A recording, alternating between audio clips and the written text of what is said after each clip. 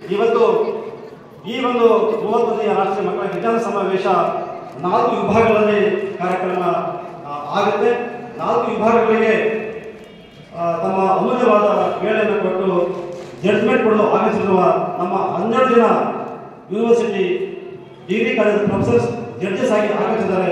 ಅವರು ಕೂಡ ಈ ಕಾರ್ಯಕ್ರಮಕ್ಕೆ ಪ್ರೀತಿಯ ಸ್ವಾಗತವನ್ನು ನಾನು ಕೋರ್ತಾ ಇದ್ದೇನೆ.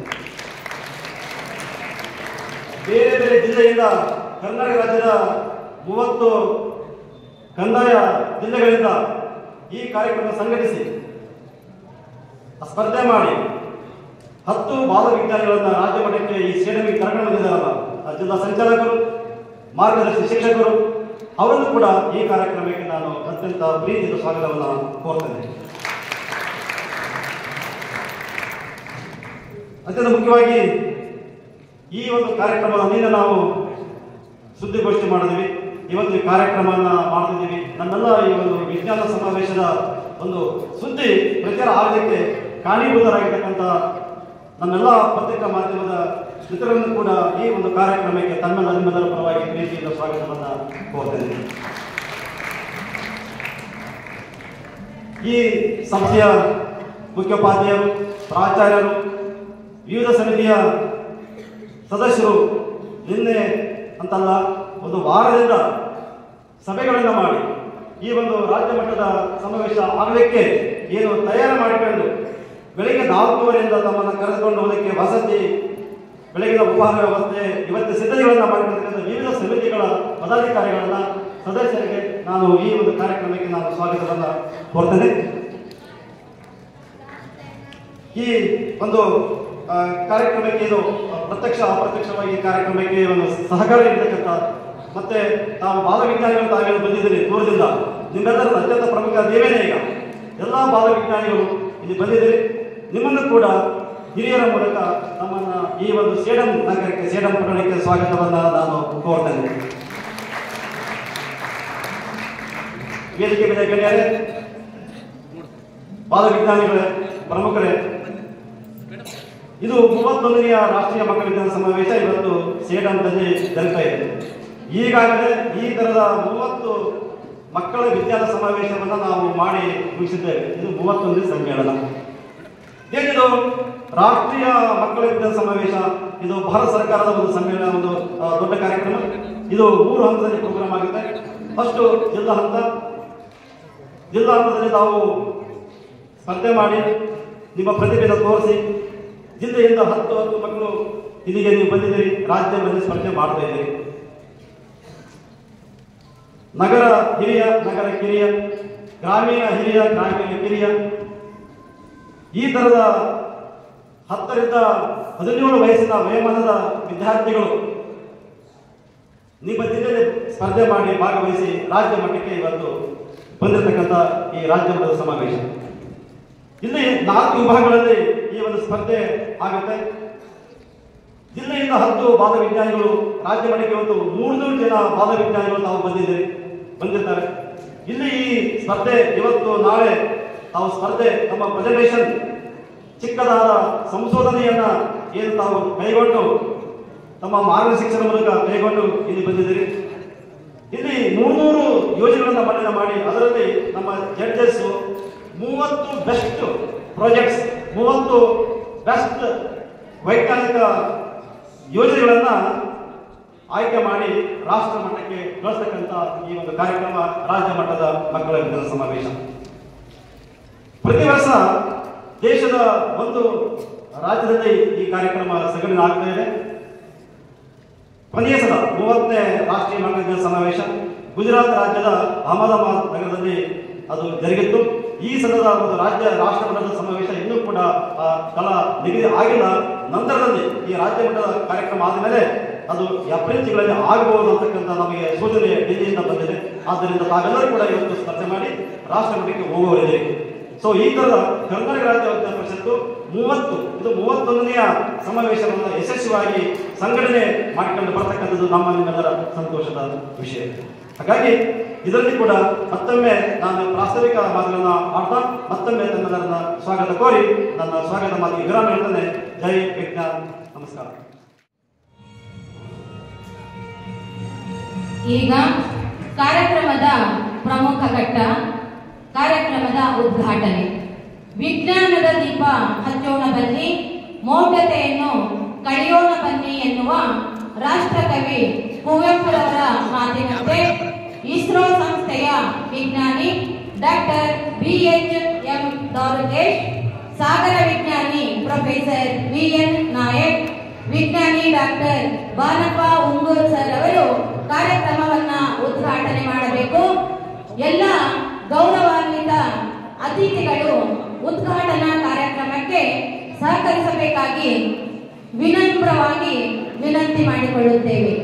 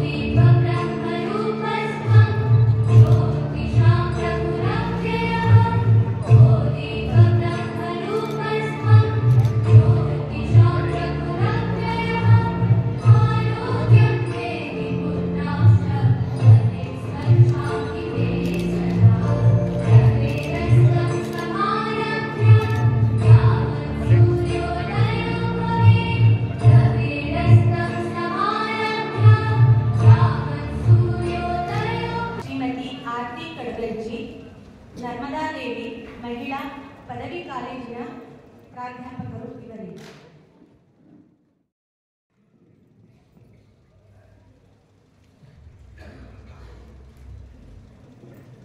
ವೇದಿಕೆಯ ಮೇಲೆ ಆಸೀನರಾಗಿರ್ತಕ್ಕಂತಹ ಪರಮ ಪೂಜ್ಯರ ಪಾದಾರವಿಂದಗಳಲ್ಲಿ ನಮಸ್ಕರಿಸಿ, ಸರ್ವ ವಿಜ್ಞಾನಿಗಳೇ ಹಾಗೂ ಎಲ್ಲ ಗಣ್ಯಮಾನ್ಯರೇ, ಆಗಮಿಸಿರುವಂತಹ ಸರ್ವ ಶಿಕ್ಷಕ ಬಳಗವೇ, ಮುಖ್ಯ ಅತಿಥಿಗಳೇ ಹಾಗೂ ತಮ್ಮ ಪ್ರತಿಭೆಗಳನ್ನು ಇಂದು ಪ್ರದರ್ಶನ ಮಾಡಲಿಕ್ಕೆ ಬಂದಿರತಕ್ಕಂತಹ ಎಲ್ಲ ಪ್ರತಿಭಾವಂತ ಮಕ್ಕಳೇ,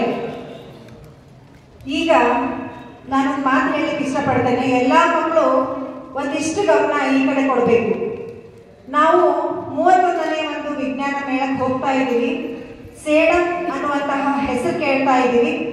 ಏನಿದು ಸೇಡಂನ ಇತಿಹಾಸ ಅಂತ ನೀವು ತಿಳ್ಕೊಳ್ಬೇಕು ಅಂತಂದ್ರೆ ಒಂದು 5 ನಿಮಿಷಗಳ ಕಾಲ ನಿಮ್ಮ ಗಮನಗಳನ್ನ ಈ ಕಡೆ ಕೊಟ್ಟರೆ ನಿಮಗೆ ಇಲ್ಲಿರ್ತಕ್ಕಂತಹ ಮಾಹಿತಿ, ನೀವು ಎಂತಹ ಒಂದು ಅದ್ಭುತವಾಗಿರ್ತಕ್ಕಂತಹ ಸ್ಥಳಕ್ಕೆ ಬಂದಿದ್ದೀರಿ ಅಂತಕ್ಕಂಥದ್ದು ನಿಮ್ಮ ಗಮನಕ್ಕೆ ಒಂದಿಷ್ಟು ಅವಧಿಗಳಲ್ಲಿ ನೀಡಲಿಕ್ಕೆ ಇಷ್ಟಪಡ್ತೇನೆ. ಒಂದು 4 ಸಾಲುಗಳಲ್ಲಿ ಈ ಭಾಗದ ಒಂದು ಮಹತ್ವವನ್ನ ಹೇಳಲಿಕ್ಕೆ ಇಷ್ಟಪಡ್ತೇನೆ. ಗಮನ ಇಟ್ಟು ಎಲ್ಲ ವಿದ್ಯಾರ್ಥಿಗಳು ಕೇಳಬೇಕು, ಎಲ್ಲರೂ ಗಮನ ಕೊಡಬೇಕು. ಕನ್ನಡಮ್ಮನ ಕಮಲಮುಖ ಕಲಬುರಗಿಯಾದರೆ ಅವಳ ನಾಸಿಕ ಸೇಡಂ. ಕನ್ನಡಮ್ಮನ ಕಮಲಮುಖ ಕಲಬುರಗಿಯಾದರೆ ಅವಳ ನಾಸಿಕ ಸೇಡಂ. ನಾಸಿಕದ ಮೂಗುತಿ ಮಾನ್ಯಖೇಡವಾದರೆ ಮೂಗುತಿಯ ಮುತ್ತಿನ ಪ್ರಭೆ ಕವಿರಾಜ ಮಾರ್ಗ. ಕವಿರಾಜ ಮಾರ್ಗ ಕವಿರಾಜ ಮಾರ್ಗ ಅನ್ನುವಂತಹ ಕೃತಿಯ ಹೆಸರು ಕೇಳಿದ್ರಾ ಎಲ್ಲರೂ? ಅಂತಹ ಒಂದು ಕನ್ನಡದ ಮೊಟ್ಟ ಮೊದಲ ಲಾಕ್ಷಣಿಕ ಗ್ರಂಥವನ್ನ ಕೊಟ್ಟಿರ್ತಕ್ಕಂತಹ ಸಾಮ್ರಾಜ್ಯ ಭಾಗ ಅದೇನಾಗಿದ್ರು ಆಗಿದೆ, ಅದು ನಮ್ಮ ಸೇಡಮಿನ ಮಾನ್ಯಖೇಡ ದ ರಾಷ್ಟ್ರಕೂಟರ ಮನೆತನ ಅಂತ ಹೇಳ್ಬೋದು. ಅಂತಹ ಈ ಒಂದು ಸೇಡಂಗೆ ಏನಪ್ಪ ಅಂತಹ ದೊಡ್ಡ ಇತಿಹಾಸ ಇದೆ, ನಾನೇನು ಹೇಳ್ತೀನಿ ಅಂತ ಹೇಳ್ತಾ ಇದ್ದಾರೆ ಮೇಡಮ್ ಅವರು ಅಂತ ಅನಿಸ್ಬಹುದು. ಇಂತಹ ಈ ಭಾಗಕ್ಕೆ ಸುಮಾರು 2000 ವರ್ಷಗಳ ಇತಿಹಾಸವನ್ನು ನಾವು ನೋಡ್ತೇವೆ. ಐತಿಹಾಸಿಕವಾಗಿ ಸಾಂಸ್ಕೃತಿಕವಾಗಿಯೂ ಸಹಿತ 2000 ವರ್ಷಗಳ ಇತಿಹಾಸವನ್ನ ಸೇಡಂ ಹೊಂದಿದೆ ಅಂತಂದ್ರೆ ನೀವು ಆಶ್ಚರ್ಯ ಪಡಬೇಕು. ಅಂದ್ರೆ ಈಗೆಲ್ಲ ನಾವು ಪ್ರತಿಷ್ಠಿತ ಭಾಗ ನಾವು ಯಾವ ಭಾಗಗಳ ಹೆಸರುಗಳನ್ನ ಹೇಳ್ತೇವೆ ಹೇಳಿ ಸ್ವಲ್ಪ. ಬಹಳಷ್ಟು ಅನುಕೂಲ ಇದೆ, ಅಲ್ಲಿ ಎಲ್ಲರೂ ಸಿಗ್ತಾರೆ, ಎಲ್ಲಾ ತರದ ಅನುಕೂಲ ಇದೆ ಅಂತ ಹೇಳಿದ್ರೆ ನಾವು ಈಗ ಕೇವಲ ಬೆಂಗಳೂರು ಮೈಸೂರುಗಳನ್ನ ಹೆಸರಿಸ್ತೇವೆ. ಹೌದೋ ಇಲ್ಲೋ? ಹೌದಿಲ್ರಿ?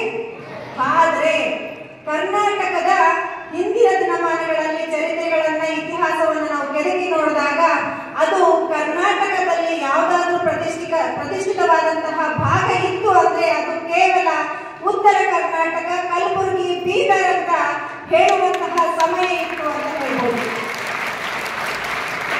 ಇಲ್ಲಿ ನಾವು ಸಾಕಷ್ಟು ಘನ ಪಂಡಿತರನ್ನ, ವಿದ್ವಾಂಸರನ್ನ ಅಲ್ಲದೆ ನೈಸರ್ಗಿಕವಾಗಿರ್ತಕ್ಕಂತಹ ಅತ್ಯಮೂಲ್ಯವಾದಂತಹ ಸುಂದರವಾದಂತಹ ಸಾಮ್ರಾಜ್ಯ, ಇಂದ್ರನ ಅಮರಾವತಿಯನ್ನ ನಾಚಿಸುವಂತಹ, ಇಂದ್ರ ಲೋಕವನ್ನೇ ನಾಚಿಸುವಂತಹ ಒಂದು ಸಾಮ್ರಾಜ್ಯ ಅದು ಈ ಭಾಗದಲ್ಲಿ ಇತ್ತು.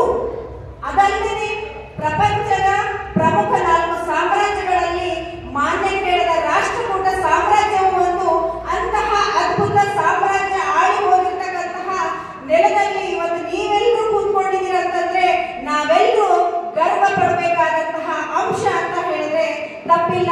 ಗರ್ವದಿಂದ ಹೇಳ್ಬೋದು, ಹೆಮ್ಮೆಯಿಂದ ಹೇಳ್ಬೋದು. ನಾವು 31ನೇ ವಿಜ್ಞಾನ ಸಮ್ಮೇಳನಕ್ಕೆ ಹೋಗಿದ್ದು ರಾಷ್ಟ್ರಕೂಟ ಮನೆತನವನ್ನ ಆಳಿರ್ತಕ್ಕಂತಹ ಸೇಡಂ ನೆಲಕ್ಕೆ ಅಂತ ಹೋಗಿ ಎಲ್ಲಾ ಮಕ್ಕಳು ಹೇಳ್ಬೋದು. ಹೀಗಿರ್ಬೇಕಾದಾಗ ನಾವು ಇಲ್ಲಿ ರಾಷ್ಟ್ರಕೂಟರ ಒಂದು ಅರಸ ಅಂದ ತಕ್ಷಣ ನಮ್ಮ ನೆನಪಿಗಾಗೋದು ಅಮೋಘ ವರ್ಷ ನೃಪತುಂಗ. ಹೌದಲ್ವೋ? ಆ ಒಂದು ಅಮೋಘ ವರ್ಷನನ್ನ ನಾವು ಕರ್ನಾಟಕದ ಅಶೋಕ ಅಂತ ಕರಿತೀವಿ. ಏನಂತ ಕರಿತೀವಿ? ಯಾರನ್ನ? ಅಮೋಘ ವರ್ಷ ನೃಪತುಂಗನನ್ನ ಏನಂತ ಕರಿತೀವಿ? ಯಾವ ಅಶೋಕ? ಕರ್ನಾಟಕದ ಅಶೋಕ ಅಂತ ಕರೆಯುವಂತಹ ಅರಸ ನಮ್ಮ ಭಾಗವನ್ನು ಆಳಿ ಹೋಗಿರ್ತಕ್ಕಂತಹ ಸಾಮ್ರಾಟ. ಆತ ಶಾಂತಿ ಪ್ರಿಯನಾಗಿದ್ದ, ನ್ಯಾಯನಿಷ್ಠನಾಗಿದ್ದ.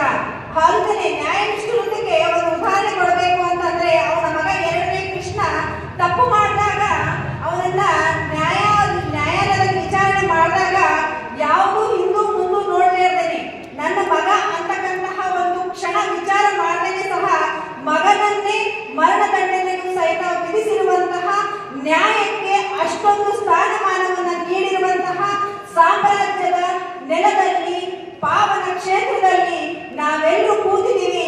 ಅದಕ್ಕೊಂದು ಜೋರಾದ ಚಪ್ಪಾಳೆ. ಹೀಗಿರಬೇಕಾದಾಗ ಅಮೋಘ ವರ್ಷ ನಾವೀಗ ಪಪ್ಪ ರನ್ನ ಪೊನ್ನ ಹೆಸರು ಎಲ್ಲರೂ ಕೇಳಿದ್ದೀರಾ ಅಲ್ವಾ? ಕೇಳಿದ್ದೀರಾ? ಎಲ್ರಿಗೂ ಗೊತ್ತಾ? ಹೌದಾ? ಏನಂತ ಕರೀತಾರೆ ಅವ್ರನ್ನ? ಪಪ್ಪ ರನ್ನ ಪೊನ್ನರನ್ನ? ಹೌದು, ಅದೆಲ್ಲ ಗೊತ್ತು. ಆದ್ರೆ ಅವ್ರು ಯಾರ ಆಸ್ಥಾನದ ಕವಿಗಳಾಗಿದ್ರು ಅಂತ ಗೊತ್ತಾ? ಅದು ನಮ್ಮ ಭಾಗದ ರಾಷ್ಟ್ರಕೂಟರ ಮಾನ್ಯ ಕೇಳದ ಸಾಮ್ರಾಜ್ಯದಲ್ಲಿಯೇ ಇರ್ತಕ್ಕಂತಹ ಕವಿ ರತ್ನ ತ್ರಯರವರು. ಅವರು ಸಹ ನಮ್ಮ ಭಾಗದಲ್ಲೇ. ಇನ್ನೊಂದು ಕ್ಯೂರಿಯಾಸಿಟಿ ನಿಮಗೆ, ಸೇಡಂ ಅಂದ್ರೆ ಏನಪ್ಪಾ, ಇದು ಏನ್ ಹೆಸರು? ನಾವೆಲ್ಲ ಆ ಕಡೆ ಬೇರೆ ಬೇರೆ ತರ, ಇಲ್ಲಿಗೆ ಮಿನಿಮಮ್ ಅಂದ್ರೆ ಒಂದು 30 ಜಿಲ್ಲೆಗಳ ಮಕ್ಕಳು, ಶಿಕ್ಷಕರು ಎಲ್ಲರೂ ಇರಬಹುದು. ಏನ್ ಸೇಡಂ ಜಲ್ದಿ ಹೇಳಲಿಕ್ಕೆ ಕೆಲವೊಂದ್ಸರಿ ಪ್ರಾಬ್ಲಮ್ ಅನ್ಸ್ಬಹುದು.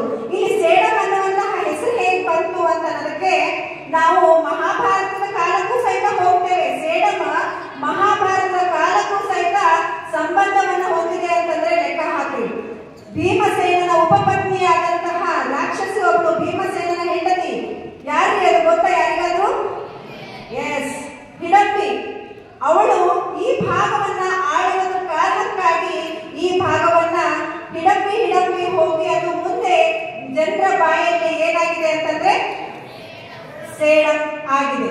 ಹಾಗಾಗಿ ಇಲ್ಲಿ ಆಮೇಲೆ ಮಧ್ವಾಚಾರ್ಯರ ಇಲ್ಲಿ ಒಂದು ಬಂದಿರತಕ್ಕಂತಹ ದ್ವೈತ ಸಿದ್ಧಾಂತಕ್ಕೆ, ಮಧ್ವಾಚಾರ್ಯರ ಒಂದು ದ್ವೈತ ಸಿದ್ಧಾಂತಕ್ಕೆ ಟೀಕೆಗಳನ್ನ ಬರೆದು ಟೀಕಾಚಾರ್ಯರು ಅನ್ಸ್ಕೊಂಡಿರ್ತಕ್ಕಂತಹ ಜಯತೀರ್ಥ ಮುನಿಗಳು ಸಹ ಇಲ್ಲಿ ಮಾನ್ಯ ಕೇಳದಲ್ಲಿಯೇ, ಅಲ್ಲಿ ಕಾಗಿನ ನದಿಯ ಪಕ್ಕದಲ್ಲಿಯೇ ಜೀವಂತ ಸಮಾಧಿಸ್ಥರಾಗಿರ್ತಕ್ಕಂತಹ ಭಾಗವೂ ಸಹ ನಮ್ಮದಾಗಿದೆ.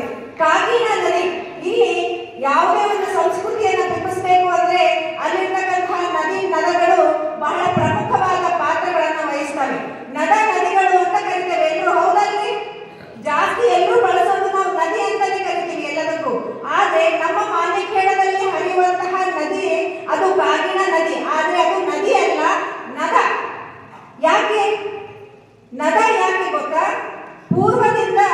ಪಶ್ಚಿಮಕ್ಕೆ ಹರಿಯುವಂತಹ ನದಿಗಳ ಒಂದು ಪ್ರಮಾಣ ನಮ್ಮಲ್ಲಿ ಬಹಳ ಕಡಿಮೆ. ಅಂತಹ ಪೂರ್ವದಿಂದ ಪಶ್ಚಿಮಕ್ಕೆ ಹರಿಯುವಂತಹ ಅಪರೂಪದ ನದಿಗಳಲ್ಲಿ ನದ ಆಕ್ಚುಲಿ ಅಂತಹ ನದಿಯನ್ನ ನಾವು ಏನಂತ ಕರಿತೇವೆ, ಅಲ್ಲಿ ಕಾಗಿನ ನದಿ, ಅದು ನದ ಅಂತ ಕರಿತೀವಿ. ಅದು ಕೂಡ ನಮ್ಮ ಭಾಗದಲ್ಲಿ ಇರುವಂತಹದ್ದು. ಮತ್ತೆ ನಮ್ಮ ಭಾಗದಲ್ಲಿ ಇರ್ತಕ್ಕಂತಹ ಇನ್ನೊಂದು ಹಿನ್ನೆಲೆ ಅಂತಂದ್ರೆ ಅಲ್ಲಿ ನದ ಅಂತ ಹೇಳಿ ನಾವು ಕಾಗಿನ ನದಿಯನ್ನ ಕರಿತೇವೆ. ಜೊತೆಗೆ ಇನ್ನೊಂದು ಐತಿಹಾಸಿಕ ಸ್ಥಳ ಸ್ಮಾರಕ ಅಂತ ಇದೆ, ಪಂಚಲಿಂಗೇಶ್ವರ ದೇವಾಲಯ ಇದೆ. ಜೊತೆಗೆ ನಾವು ಇಲ್ಲಿ ಬಾಣತಿ ಕಂಬ ಅಂತಕ್ಕಂಥದ್ದು ಇದೆ. ಇಲ್ಲಿ ಬಂದಿರತಕ್ಕಂತಹ ಬೇರೆ ಬೇರೆ ಜಿಲ್ಲೆಯ ಎಲ್ಲಾ ಮಕ್ಕಳು, ಶಿಕ್ಷಕರು ಸಹ ಆ ಕಂಬವನ್ನು ಒಂದ್ಸರಿ ನೋಡ್ಕೊಂಡು ಹೋಗ್ಬೋದು. ಆ ಕಂಬದ ಕೆಳಭಾಗದಲ್ಲಿ ನೀವು ದಾರ ಅಥವಾ ಪೇಪರ್ ಹಾಕಿ ಈಗ ಒಳಗಡೆ ಹಾಕಿ ಹೀಗೆ ತೆಗೆದ್ರೆ ಅದು ಸ್ಪೇಸ್ ಇತ್ತು ಅಂತ ಹೇಳ್ತಾರೆ. ಆದ್ರೆ ಇವತ್ತದು ಸ್ವಲ್ಪ ಪ್ಯಾಕ್ ಆಗಿದೆ. ಆದ್ರೆ ಅದನ್ನ ಆ ಬಾಣತಿ ಕಂಬವನ್ನ ಹಿಡಂಬಿ ರಾಕ್ಷಸಿ ಅವಳು ಗರ್ಭಿಣಿಯಾದಾಗ ತನ್ನ ಕಿರುಬೆರಳಿನಿಂದ ತಗೊಂಡು ಬಂದು ಇಟ್ಟಿದ್ಲು. ಹಾಗಾಗಿ ಅದನ್ನ ಬಾಣತಿ ಕಂಬ ಅಂತ ಹೇಳಿ ಕರೀತಾರೆ.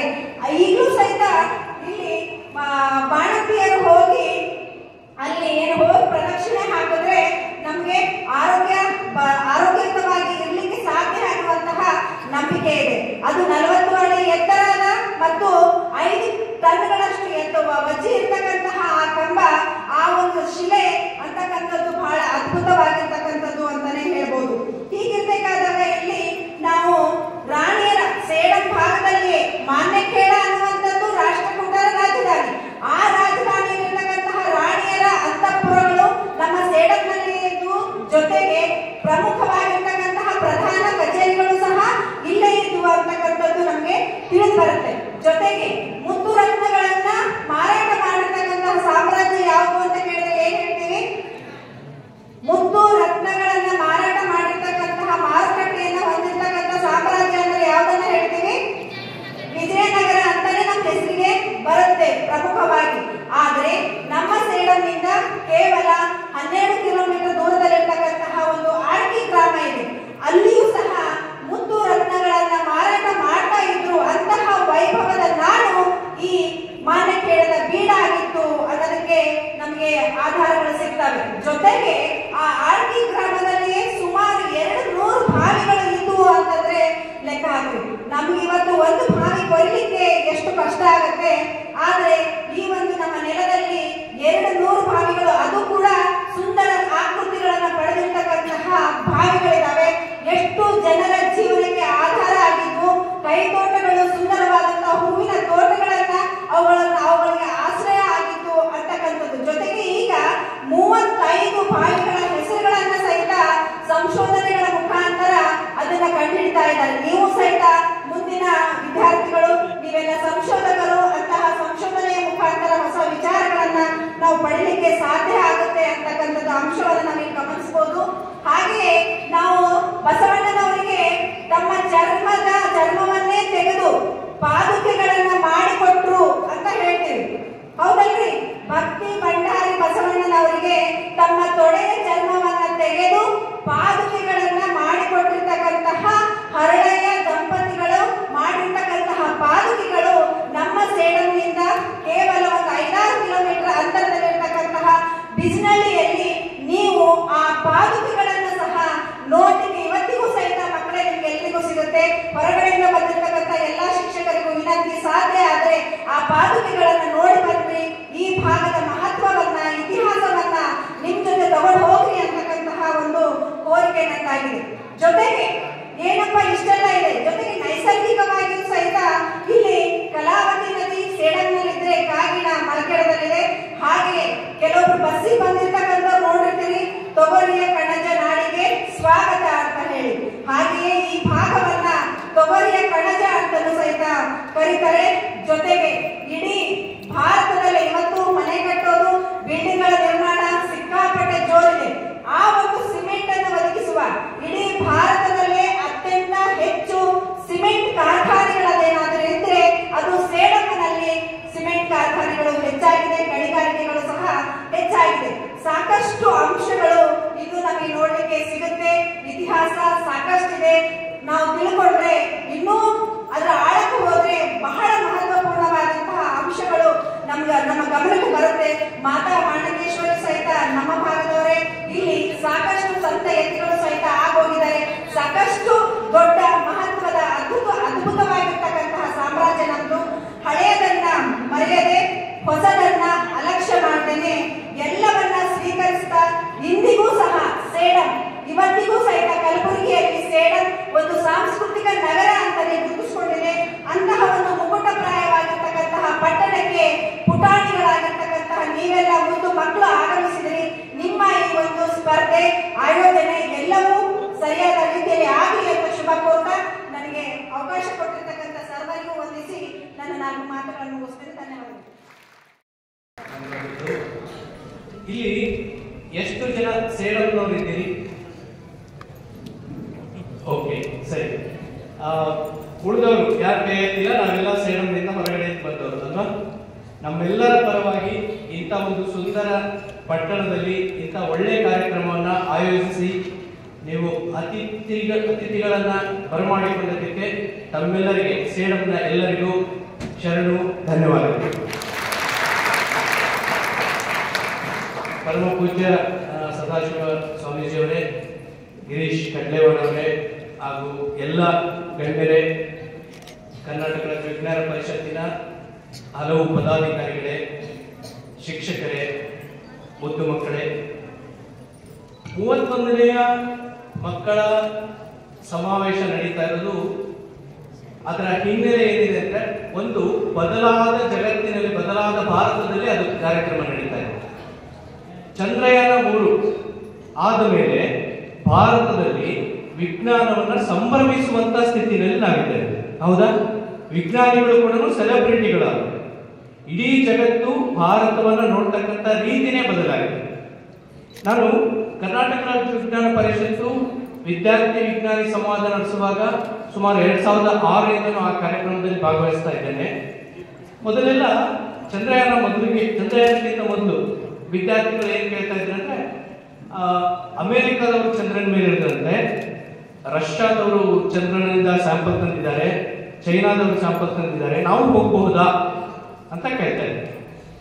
ಚಂದ್ರಯಾನ 3 ಆದ್ಮೇಲೆ ಮಕ್ಕಳು ಕೇಳ್ತಾ ಇರೋ ಪ್ರಶ್ನೆಗಳೇನಂತಂದ್ರೆ, ಅದೇ ವಯಸ್ಸಿನ ಮಕ್ಕಳು, ಆ ವಿಕ್ರಮ್ ಲ್ಯಾಂಡರ್ ಇದೆಯಲ್ಲ, ಅದನ್ನು ಸ್ವಲ್ಪ ಹೊತ್ತು ನೀವು ಮಂಗಳಕ್ಕೆ ಹೋಗಿ ಕುತ್ಕೊಂತ ಯಾಕೆ ಹೇಳಕ್ಕಾಗಲ್ಲ? ಹಾಗೆ ಪ್ರಜ್ಞಾನ್ ರೋವರ್ಗಳು ಅದ್ರ ಮೇಲೆ ಬೆಳಕು ನೀರ್ತ ಯಾಕೆ ಕಾಯ್ತಾ ಇದ್ದೀರಾ? ಚಂದ್ರನ ಇನ್ಯಾವುದೋ ಭಾಗದಲ್ಲಿ ಬೆಳಕಿದೆ ಅಲ್ವಾ, ಅದಕ್ಕೂ ಬಂಡಿ ಹೋಗ್ಬೋದಲ್ವಾ, ಅದಕ್ಕೆ ಹೋಗಿ ಕೇಳಿ ಅಲ್ಲಿಗೆ. ಇದು ಏನನ್ನ ತೋರಿಸುತ್ತೆ ಅಂದ್ರೆ, ನಾವು ಬದಲಾದ ಭಾರತದಲ್ಲಿ ಬದುಕ್ತಾ ಇದ್ದೇವೆ. ಇದು ಇರ್ರಿವರ್ಸಿಬಲ್ ಆದ ಚೇಂಜ್. ಇದೊಂದು ಸಂಗತಿ ಆಗಬೇಕಾಗಿತ್ತು, ಆಗಿದೆ. ಅದನ್ನ ಮುಂದುವರಿಸುವ ಕಾರ್ಯಕ್ರಮ ನಮ್ಮೆಲ್ಲರ, ಆ ಜವಾಬ್ದಾರಿ ನಮ್ಮೆಲ್ಲರ ಮೇಲಿದೆ. ಇದರಲ್ಲಿ ಕಾರಾವಿಪ ಖಂಡಿತವಾಗಿಯೂ ಶ್ಲಾಘನೀಯವಾದ ಕೆಲಸವನ್ನು ಮೊದಲಿಂದಲೂ ಮಾಡ್ಕೊಂಡು ಬಂದಿದೆ. ಇಂತಹ ಕಠಿಣ ಪರಿಸ್ಥಿತಿಯಲ್ಲಿ, ಬಹುಶಃ ನಿಮಗೆ ಮಕ್ಕಳಿಗೆ ಹೆಚ್ಚಿನ ಮಾಹಿತಿ ಇರಲಿಕ್ಕಿಲ್ಲ, ಕಾರಾವಿಪದ ಕಠಿಣ ಪರಿಸ್ಥಿತಿಯಲ್ಲಿ ಇಷ್ಟೊಂದು ಚೆನ್ನಾಗಿ ಆಯೋಜನೆ ಮಾಡಿದಂತಹ ಎಲ್ಲರಿಗೂ ನಾನು ಅಭಿನಂದನೆಗಳನ್ನ ಸಲ್ಲಿಸ್ತೇನೆ.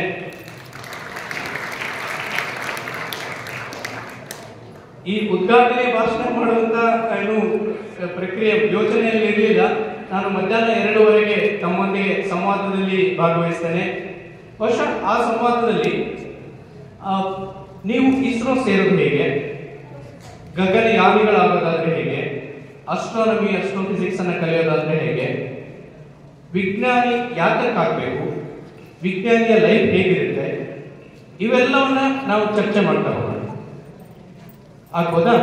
ಸೊ ಈಗ ನಾನು ಸೂಚ್ಯವಾಗಿ ಹೇಳ್ಬಹುದಾದ್ರೆ, ಒಂದು ಈಗಲೇ ಹಾಗೆ ಮೇಡಮ್ ಹೇಳಿದ್ರಲ್ಲ, ಆ ತರ ನಾವು UR ರಾವ್ ಉಪಗ್ರಹ ಕೇಂದ್ರದಲ್ಲಿ ಬೆಂಗಳೂರಿನಲ್ಲಿ ಪ್ರತಿ ವರ್ಷ ಕನ್ನಡ ತಾಂತ್ರಿಕ ಕಮ್ಮಟ ಅಂತ ಮಾಡ್ತೇವೆ. ಅವತ್ತಿನ ದಿವಸ ರಾಜ್ಯದ ವಿವಿಧ ಭಾಗಗಳಿಂದ ಶಿಕ್ಷಕರನ್ನ ಮತ್ತೆ ವಿದ್ಯಾರ್ಥಿಗಳನ್ನ ಆಹ್ವಾನಿಸ್ತೇವೆ. ನೀವು ಅವತ್ತು ಬರಬಹುದು ಕೂಡ. ನಾನು ಹೇಳ್ತೇನೆ, ನೀವು ನಮ್ಮ ಉಪಗ್ರಹ ಕೇಂದ್ರಕ್ಕೆ ಬರಬೇಕಾದ್ರೆ ಏನೇನು ಮಾಡಬೇಕು ಅನ್ನೋದನ್ನ ನಾನು ಮಧ್ಯಾಹ್ನ ಹೇಳ್ಕೊಡ್ತೇನೆ. ಆ ದಿನ ವಿಜ್ಞಾನ ಶಿಕ್ಷಕರ ಬದಲಾಗಿ ಒಬ್ಬರು ಕನ್ನಡ ಕಲಿಸುವಂತ ಶಿಕ್ಷಕರು ಬಂದಿದ್ರು. ಅವತ್ತು ನಾವು ಮಾತಾಡ್ತಾ ಇದ್ದೇನೆಂದ್ರೆ, ನಾವು ಚಂದ್ರನಲ್ಲಿ ಹೋಗೋದು ಹೇಗೆ, ಮಂಗಳದಲ್ಲಿ ಹೋಗೋದು ಹೇಗೆ ಅಂತ. ಅದೆಲ್ಲ ಕೇಳಿಸ್ಕೊಂಡಾದ್ಮೇಲೆ ಈ ಫೀಡ್ಬ್ಯಾಕ್ ಸೆಷನ್ ಅಲ್ಲಿ ಅವ್ರು ಹೇಳಿದೇನೆಂದ್ರೆ, ನೀವು ಇದನ್ನೆಲ್ಲ ಮಾಡಿ ಏನನ್ನ ಸಾಧ್ಯವಾಗಿಸಬೇಕು ಅಂತಂದ್ರೆ, ನನ್ನ ಮಗಳಂತ ಇದ್ದರು ಆಕೆಯ ಮಗಳು ಚಂದ್ರನ ಮೇಲೆ ನಿಂತ್ಕೊಂಡು ಕಂಕಳಲ್ಲಿ ತನ್ನ ಮಗುವನ್ನು ಇಟ್ಕೊಂಡು ಆ ಮಗುವಿಗೆ ಭೂಮಿಯನ್ನು ತೋರಿಸ್ತಾ ಹೇಳ್ಬೇಕಂತೆ, ನೋಡು ಅದು ನನ್ನ ತವರು ಮನೆ, ನಾನು ಅಲ್ಲಿಂದ ಬಂದದ್ದು ಅಂತ.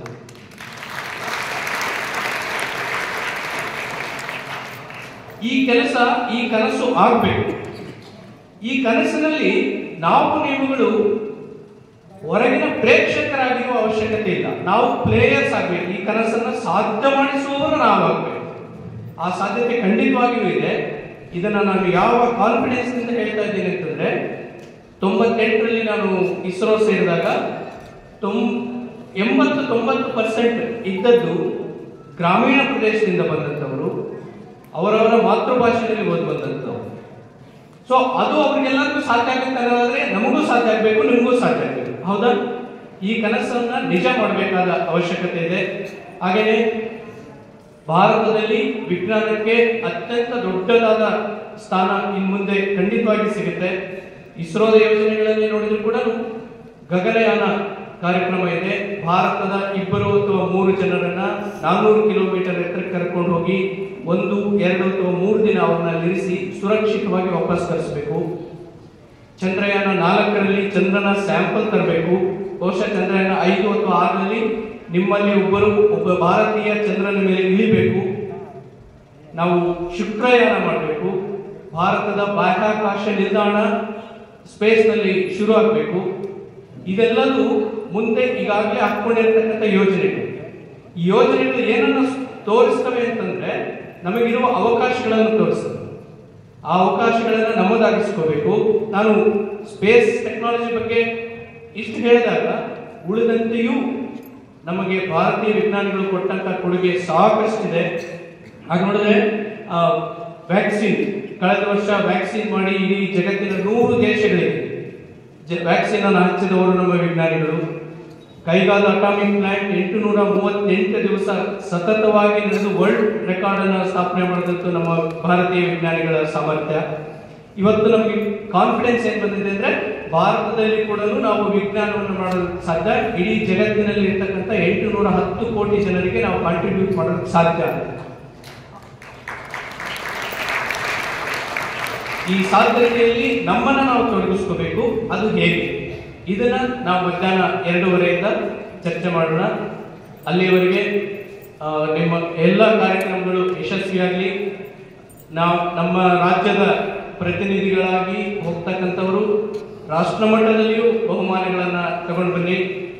ಈ ರೀತಿ ಚಂದ್ರಯಾನ 3 ಏನು ಯಶಸ್ಸನ್ನ ಸಾಧಿಸೋದಿದೆಯಲ್ಲ, ಅದನ್ನ ಮಾಡಿದಂತಹ ವಿಜ್ಞಾನಿಗಳಷ್ಟೇ ಅಲ್ಲ, ವಿಜ್ಞಾನದ ಹೊರಗಡೆ ವಿಜ್ಞಾನವನ್ನು ಕಮ್ಯುನಿಕೇಟ್ ಮಾಡ್ತಕ್ಕಂಥ ಎಲ್ಲ ಸಂವಹನಕಾರರು, ಮಾಧ್ಯಮದ ಮಿತ್ರರು, ಅವರೆಲ್ಲರೂ ಇದನ್ನ ಸಾಧ್ಯವಾಗಿಸಿದ್ದಾರೆ. ಆ ರೀತಿ ನಮ್ಮ ರಾಜ್ಯದ ಪ್ರತಿಭೆಗಳನ್ನ ಇನ್ನಷ್ಟು ಅವರು ಹೊರಗೆ ಪರಿಚಯಿಸಲಿ ಅಂತ ಹೇಳೋದ್ರ ಮೂಲಕ ಮತ್ತೊಮ್ಮೆ ತಮ್ಮೆಲ್ಲರಿಗೂ ಶುಭ ಕೋರಿ ನನ್ನ ಮಾತುಗಳನ್ನು ಮುಗಿಸ್ತೇನೆ. ಧನ್ಯವಾದಗಳು. ಎಲ್ಲರಿಗೂ ನಮಸ್ಕಾರ. 30 ವರ್ಷ ನಾವು ರಾಜ್ಯ ಮಟ್ಟದ ಮಕ್ಕಳ ವಿಜ್ಞಾನ ಸಮಾವೇಶವನ್ನು ನಡೆಸಿದ್ವಿ. ಪ್ರತಿ ಬಾರಿಯೂ ಮುಖ್ಯಮಂತ್ರಿನೋ ಅಥವಾ ಯಾವುದೋ ಮಂತ್ರಿನೋ ಬಂದು ಉದ್ಘಾಟನೆಯನ್ನ ನಡೆಸ್ತಾ ಇದ್ರು. ಆದರೆ ಈ 31ನೇ ಸಮಾವೇಶ ಒಂದು ವಿಶಿಷ್ಟವಾದ ಶಿಕ್ಷಣ ಪೋಷಕರು, ಶಿಕ್ಷಣಾರ್ಥಿಗಳು, ವೈಜ್ಞಾನಿಕ ಮನೋಭಾವ ಮೂಡಿಸುವವರು, ವೈಜ್ಞಾನಿಕ ಮನೋಭಾವ ಹೊಂದುವವರು ಎಲ್ಲರೂ ಸೇರಿ ನಾವು ಈ ಕಾರ್ಯಕ್ರಮವನ್ನ, ನಮ್ಮ ಕಾರ್ಯಕ್ರಮವನ್ನ ನಾವೇ ಉದ್ಘಾಟನೆ ಮಾಡಿಕೊಡ್ತಾ ಇರೋದು ಒಂದು ವಿಶೇಷ ಅಂತ ಹೇಳ್ತೀವಿ. ಇಲ್ಲಿ ಎಲ್ಲರೂ ಇದ್ದಾರೆ. ಶ್ರೇಷ್ಠ ವಿಜ್ಞಾನಿಗಳಿದ್ದಾರೆ, ಶ್ರೇಷ್ಠ ವಿದ್ಯಾರ್ಥಿಗಳಿದ್ದಾರೆ. ಅಂದ್ರೆ ಭಾವಿ ವಿಜ್ಞಾನಿಗಳು. ನೀವೆಲ್ಲರೂ ವಿಜ್ಞಾನಿಗಳು, ನೆನಪಿಟ್ಕೊಳ್ಬೇಕು. ನಾವು ಯುವ ವಿಜ್ಞಾನಿಗಳು ಅಂತ ಕರೀತೇವೆ. ಆಮೇಲೆ ನಿಮಗೆಲ್ಲರಿಗೂ ಪೋಷಣೆ ಕೊಡ್ಲಿಕ್ಕೆ ಸೇಡಂ ವಿದ್ಯಾಸಂಸ್ಥೆ ಮುಖ್ಯಸ್ಥರಿದ್ದಾರೆ. ನಿಮ್ಮ ರಕ್ಷಣೆಗೋಸ್ಕರ, ನಿಮ್ಮ ಇಲ್ಲಿಯ ವ್ಯವಸ್ಥೆಯನ್ನು ನೋಡ್ಕೊಳ್ಳೋದು ಇವರೆಲ್ಲರ ನಡುವೆ ನಾವು 31ನೇ ರಾಜ್ಯ ಮಟ್ಟದ ರಾಷ್ಟ್ರೀಯ ಮಕ್ಕಳ ವಿಜ್ಞಾನ ಸಮಾವೇಶವನ್ನು ಉದ್ಘಾಟನೆ ಮಾಡಿ ಆಗಿದೆ. APJ ಅಬ್ದುಲ್ ಕಲಾಂ ಅವರು ನಮ್ಮ ಕರ್ನಾಟಕ ರಾಜ್ಯ ವಿಜ್ಞಾನ ಪರಿಷತ್ತಿನ ಒಂದು ಕಾರ್ಯಕ್ರಮಕ್ಕೆ ಬಂದಿದ್ದರು ಬೆಂಗಳೂರು. ಆವಾಗ ಒಂದು ಪ್ರಶ್ನೆನ ಕೇಳಿದ್ರು, ನೀವೆಲ್ಲರೂ ತುಂಬಾ ಅಂತರಿಕ್ಷದೊಳಗೆ ಸಂಶೋಧನೆ ಮಾಡಿದ್ದೀರಾ, ಆದ್ರೆ ಸಾಗರದ ಆಳದೊಳಗೆ ಯಾಕೆ ಅಷ್ಟು ಸಂಶೋಧನೆ ಮಾಡಿಲ್ಲ, ಸಾಗರದ ಆಳದ ಬಗ್ಗೆ ನಮ್ಗೆ ಯಾಕೆ ಅಷ್ಟು ಜ್ಞಾನ ಇಲ್ಲ ಅಂತ ಕೇಳಿದ್ರು. ಆವಾಗ ಅವರು ನಗುತ್ತಾ ಉತ್ತರ ಕೊಟ್ಟರು, ಸಾಗರದ ಆಳದೊಳಗೆ ಹೋಗಿ ತುಂಬಾ ಕಷ್ಟ, ನಾವು ಪ್ರಯತ್ನ ಮಾಡ್ತಾ ಇದ್ದೇವೆ, ನೀವು ಪ್ರಯತ್ನ ಮಾಡಿ ಅಂತ ಹೇಳಿದ್ರು. ಅವರ ಪ್ರಯತ್ನದ ಫಲಿತಾಂಶ ಅಂತ ಹೇಳಿದ್ರೆ ನಮಗೆ ಸಮುದ್ರನ ಆಕಾಶದಿಂದ ನೋಡುವಂತ ಒಂದು ಅವಕಾಶ ಮಾಡಿಕೊಟ್ರು. ಓಷನ್ ಸ್ಯಾಟ್ ಅಂತ ಹೇಳಿ ಉಪಗ್ರಹಗಳನ್ನ ಆಕಾಶದಲ್ಲಿ ಬಿಟ್ಟು ಅದರಿಂದ ನಾವು ಸಮುದ್ರದ ಆಳದಲ್ಲಿ ಅಧ್ಯಯನ ಮಾಡಲಿಕ್ಕೆ ಆರಂಭ ಮಾಡಿದ್ವಿ. ಒಬ್ರು ಅಂತರಿಕ್ಷ ವಿಜ್ಞಾನಿಗಳಿದ್ದಾರೆ. ಆಮೇಲೆ ಅಲ್ಪ ಸ್ವಲ್ಪ ಸಾಗರದ ಬಗ್ಗೆ ತಿಳಿದಂತ ನಾನು ಒಬ್ಬ ನಿಮ್ಮ ಜೊತೆಗಿದ್ದೇನೆ. ನಿಮಗೆ ಸಾಗರದ ಬಗ್ಗೆ ಏನಾದ್ರು ಪ್ರಶ್ನೆಗಳು ಇದ್ರೆ ಬಹುಶಃ ನಾನು ನಿಮಗೆ ಉತ್ತರ ಕೊಡಲಿಕ್ಕೆ ಪ್ರಯತ್ನ ಮಾಡ್ತೇನೆ. ಈಗಾಗಲೇ ಅವರು ಅಂತರಿಕ್ಷದ ಬಗ್ಗೆ ಪೂರ್ಣ ಸಿದ್ಧತೆ ಜೊತೆಗೆ ಬಂದಿದ್ದಾರೆ. ನಿಮ್ಮ ಪ್ರಶ್ನೆಗಳಿಗೆ ಉತ್ತರ ನೀಡಿ.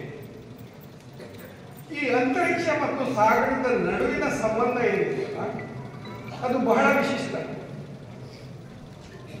ಬಹುಶಃ ಅಂತರಿಕ್ಷ ಇಲ್ಲದೆ ಇದ್ದಿದ್ರೆ ಈ ಭೂಮಿ ಇರ್ತಿತ್ತೋ ಇಲ್ಲ ಅನ್ನೋದು ಡೌಟ್. ಈ ಭೂಮಿ ಇಲ್ಲದಿದ್ರೆ ಸಾಗರ ಇರ್ತಿತ್ತೋ ಇಲ್ಲ ಅನ್ನೋದು ಡೌಟ್.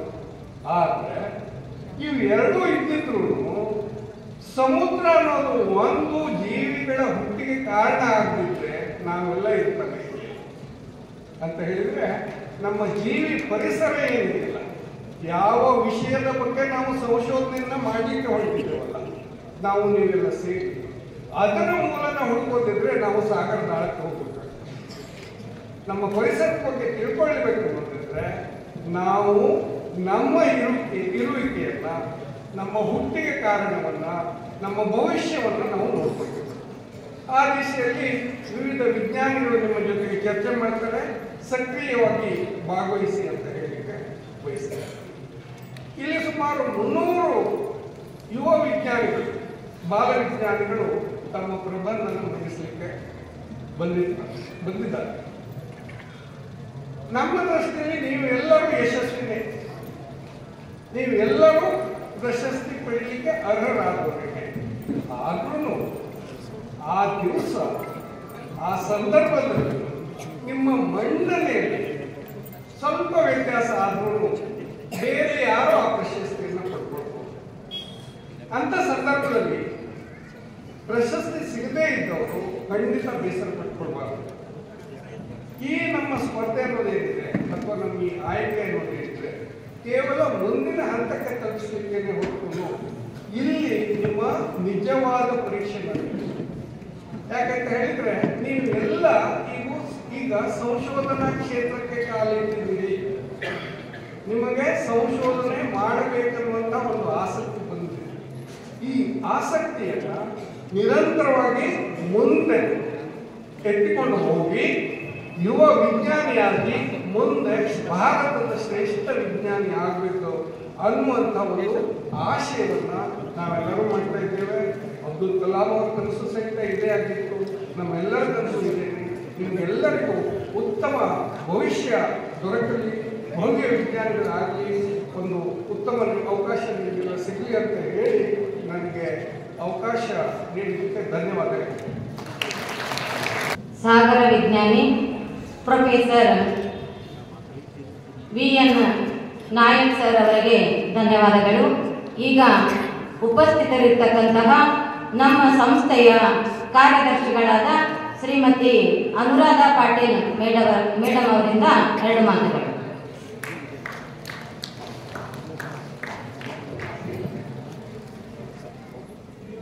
ಕರ್ನಾಟಕ ರಾಜ್ಯ ವಿಜ್ಞಾನ ಪರಿಷತ್ತು ಆಯೋಜಿಸಿರುವಂತಹ 31ನೇ ವಿಜ್ಞಾನ ಸಮಾವೇಶದ ಕಾರ್ಯಕ್ರಮದ ಉದ್ಘಾಟನಾ ಕಾರ್ಯಕ್ರಮದ ವೇದಿಕೆಯಲ್ಲಿರುವ ಪರಮ ಪೂಜ್ಯರ ಪಾದಾರವಿಂದಗಳಲ್ಲಿ ನಮಸ್ಕರಿಸ್ತಾ, ವೇದಿಕೆಯಲ್ಲಿ ಉಪಸ್ಥಿತರಿರುವ ಹಿರಿಯ ವಿಜ್ಞಾನಿ ಬಳಗವೇ, ವಿಜ್ಞಾನ ಪರಿಷತ್ತಿನ ಸರ್ವ ಪದಾಧಿಕಾರಿಗಳೇ, ಸಂಸ್ಥೆಯ ಸರ್ವ ಪದಾಧಿಕಾರಿಗಳೇ, ಸೆಡಂ ನಗರದ ಹಿರಿಯರೇ, ಈ ಒಂದು ಸಮಾವೇಶದಲ್ಲಿ ಪಾಲ್ಗೊಂಡಿರುವಂತಹ 30 ಜಿಲ್ಲೆಗಳಿಂದ ಆಗಮಿಸಿರುವಂತಹ ಸರ್ವ ಗುರು ಮಿತ್ರರೇ, ಆತ್ಮೀಯ ಯುವ ಅಥವಾ ಬಾಲ ವಿಜ್ಞಾನಿ ಬಳಗವೇ, ಮಾಧ್ಯಮದ ಬಂಧುಗಳೇ, ಈಗಾಗಲೇ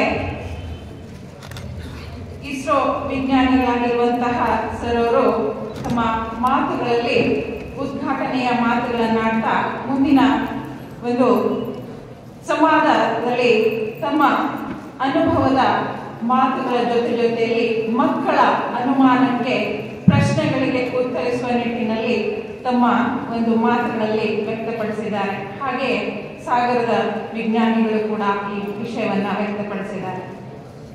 ಒಂದು ಅಂಶ ಮಾತ್ರ ನಾನಲ್ಲಿ ಹೇಳಲಿಕ್ಕೆ ತುಂಬಾ ಸಂತೋಷ ಅನಿಸುತ್ತೆ. ಕರ್ನಾಟಕ ರಾಜ್ಯ ವಿಜ್ಞಾನ ಪರಿಷತ್ತು ನಮ್ಮ ತಾಲೂಕಾ ಭಾಗದಲ್ಲಿ ಬಂದು ಈ ಒಂದು ಸಮಾವೇಶವನ್ನ ಮಾಡುವಂತಹ ಸದಾವಕಾಶವನ್ನ ನಮ್ಮ ಸಂಸ್ಥೆಗೆ ಒದಗಿಸಿಕೊಟ್ಟಿರುವಂತದ್ದು ತುಂಬಾ ಸಂತೋಷದ ವಿಷಯ. ಯಾಕಂದ್ರೆ ಇಂತಹ ಒಂದು ಸದಾವಕಾಶವನ್ನ ನಮ್ಮ ಭಾಗದ ಜನರಿಗೂ ಕೂಡ ಈ ವಿಜ್ಞಾನದ ಒಂದು ಮಹತ್ವ ಜೊತೆಯಲ್ಲಿ ಅದರ ಭಾಗವಹಿಸುವಿಕೆಯ ಒಂದು ಕಲ್ಪನೆಯನ್ನ ಮೂಡಿಸುವ ನಿಟ್ಟಿನಲ್ಲಿ ಈ ಒಂದು ಸಮಾವೇಶವನ್ನ ನಮ್ಮ ಸಂಸ್ಥೆಯ ಆಶ್ರಯದಲ್ಲಿ ಈ ತಾಲೂಕಾ ಸ್ಥಳದಲ್ಲಿ ಆಯೋಜನೆ ಮಾಡಿಕೊಂಡಿರುವಂತದ್ದು ನಮಗೆ ಸುದೈವದ ಸಂಗತಿ. ಹಾಗಾಗಿ ನಾನು ವಿಜ್ಞಾನ ಪರಿಷತ್ತಿನವರಿಗೆ ಸಂಸ್ಥೆಯ ಪರವಾಗಿ ತುಂಬ ಹೃದಯದ ಧನ್ಯವಾದಗಳನ್ನ ಸಲ್ಲಿಸ್ತಾ, ಈ ಒಂದು ಸಮಾವೇಶವು ಅತ್ಯಂತ ಯಶಸ್ವಿಯಾಗಲಿ ಅನ್ನುವಂತಹ ಒಂದು ಪ್ರಾರ್ಥನೆಯನ್ನ ಶ್ರೀ ಕೊತ್ತಲ ಬಸವೇಶ್ವರನಲ್ಲಿ ಪ್ರಾರ್ಥಿಸ್ತಾ ತಮ್ಮೆಲ್ಲರಿಗೂ ಶುಭವಾಗಲಿ ಅಂತ ಹಾರೈಸಿ ನನ್ನ ಮಾತನ್ನು ಮುಗಿಸ್ತೇನೆ. ವೈದ್ಯಕೀಯ ಹಾಗೂ ಕೌಶಲಾಭಿವೃದ್ಧಿ ಸಚಿವರ ಶುಭ ಸಂದೇಶ. ರಾಜಶೇಖರ್ ಪಾಟೀಲ್, ಕರ್ನಾಟಕ ರಾಜ್ಯ ವಿಜ್ಞಾನ ಪರಿಷತ್, ಬೆಂಗಳೂರು ಇವರಿಂದ.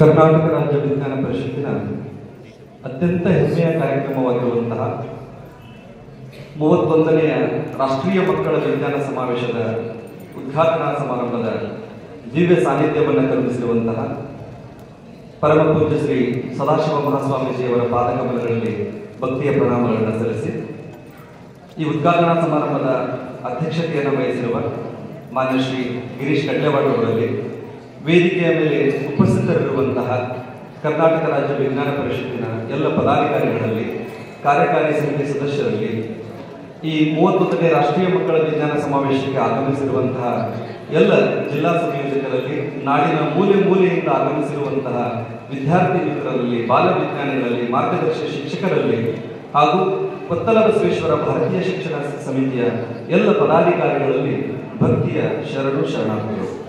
ಆತ್ಮೀಯರೇ, ಇಂದಿನ ಕಾರ್ಯಕ್ರಮದ ಅಧ್ಯಕ್ಷತೆಯನ್ನ ಸನ್ಮಾನ್ಯ ಶ್ರೀ ಶರಣ ಪ್ರಕಾಶ್ ಪಾಟೀಲ್, ಮಾನ್ಯ ವೈದ್ಯಕೀಯ ಶಿಕ್ಷಣ ಮತ್ತು ಕೌಶಲ್ಯಾಭಿವೃದ್ಧಿ ಇಲಾಖೆ ಸಚಿವರು ವಹಿಸಬೇಕಾಗಿತ್ತು. ಅನಿವಾರ್ಯ ಕಾರಣಗಳಿಂದಾಗಿ ಶ್ರೀಯುತರು ಇಂದಿನ ಕಾರ್ಯಕ್ರಮಕ್ಕೆ ಆಗಮಿಸಿಲ್ಲ. ಬದಲಿಗೆ ಒಂದು ಶುಭ ಸಂದೇಶವನ್ನ ನಮ್ಮ ಬಾಲ ವಿಜ್ಞಾನಿಗಳಿಗೆ ಕಳಿಸಿದ್ದಾರೆ. ಆ ಶುಭ ಸಂದೇಶವನ್ನ ತಮ್ಮ ಮುಂದೆ ವಾಚನ ಮಾಡಲಿಕ್ಕೆ ಬಯಸ್ತೇನೆ.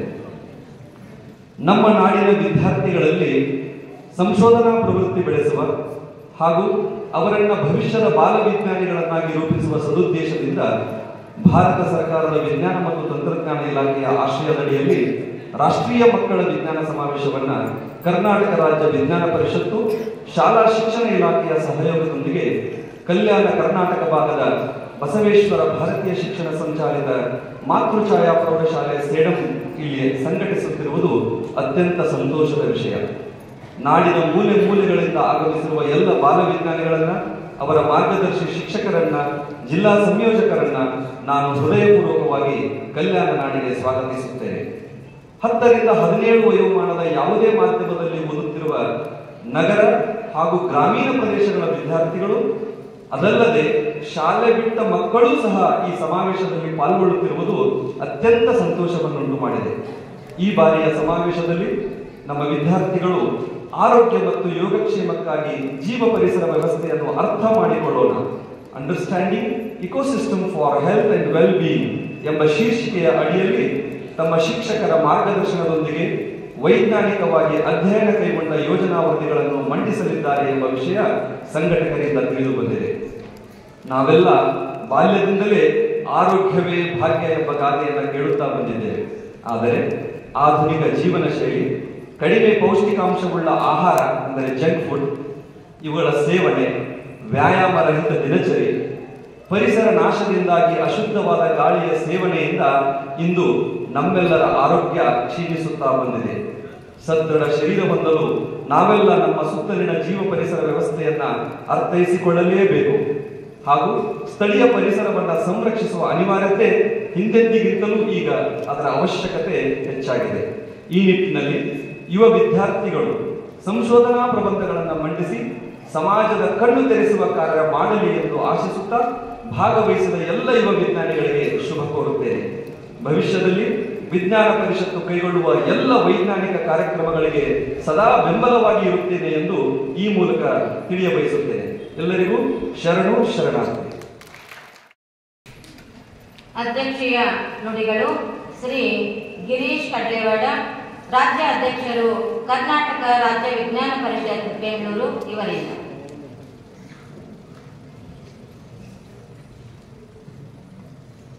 ಪರಮ ಪೂಜ್ಯ ಸದಾಶಿವ ಸ್ವಾಮೀಜಿಯವರೇ, ವೇದಿಕೆ ಮೇಲಿರುವ ಎಲ್ಲ ವಿಜ್ಞಾನಿಗಳೇ, ವಿಜ್ಞಾನ ಪರಿಷತ್ತಿನ ಎಲ್ಲ ನಮ್ಮ ಸ್ನೇಹಿತರೇ, ಸಂಘಟಕರೇ, ರಾಜ್ಯದ ವಿವಿಧ ಜಿಲ್ಲೆಗಳಿಂದ ಆಗಮಿಸಿದ ಬಾಲವಿಜ್ಞಾನಿಗಳೇ, ಮಾರ್ಗದರ್ಶಿ ಶಿಕ್ಷಕರೇ, ಸಂಯೋಜಕರುಗಳೇ, ಮಾಧ್ಯಮ ಸ್ನೇಹಿತರೇ, ಬಹಳ ಮುಖ್ಯವಾಗಿ ಈ ಕಾರ್ಯಕ್ರಮವನ್ನು ಯಶಸ್ವಿಯಾಗಿ ಸಂಘಟಿಸಲಿಕ್ಕೆ ಶ್ರಮಿಸಿದಂಥ ಕೊತ್ತಲ ಬಸವೇಶ್ವರ ಸಂಸ್ಥೆಯ ಎಲ್ಲ ಸ್ನೇಹಿತರಿಗೆ,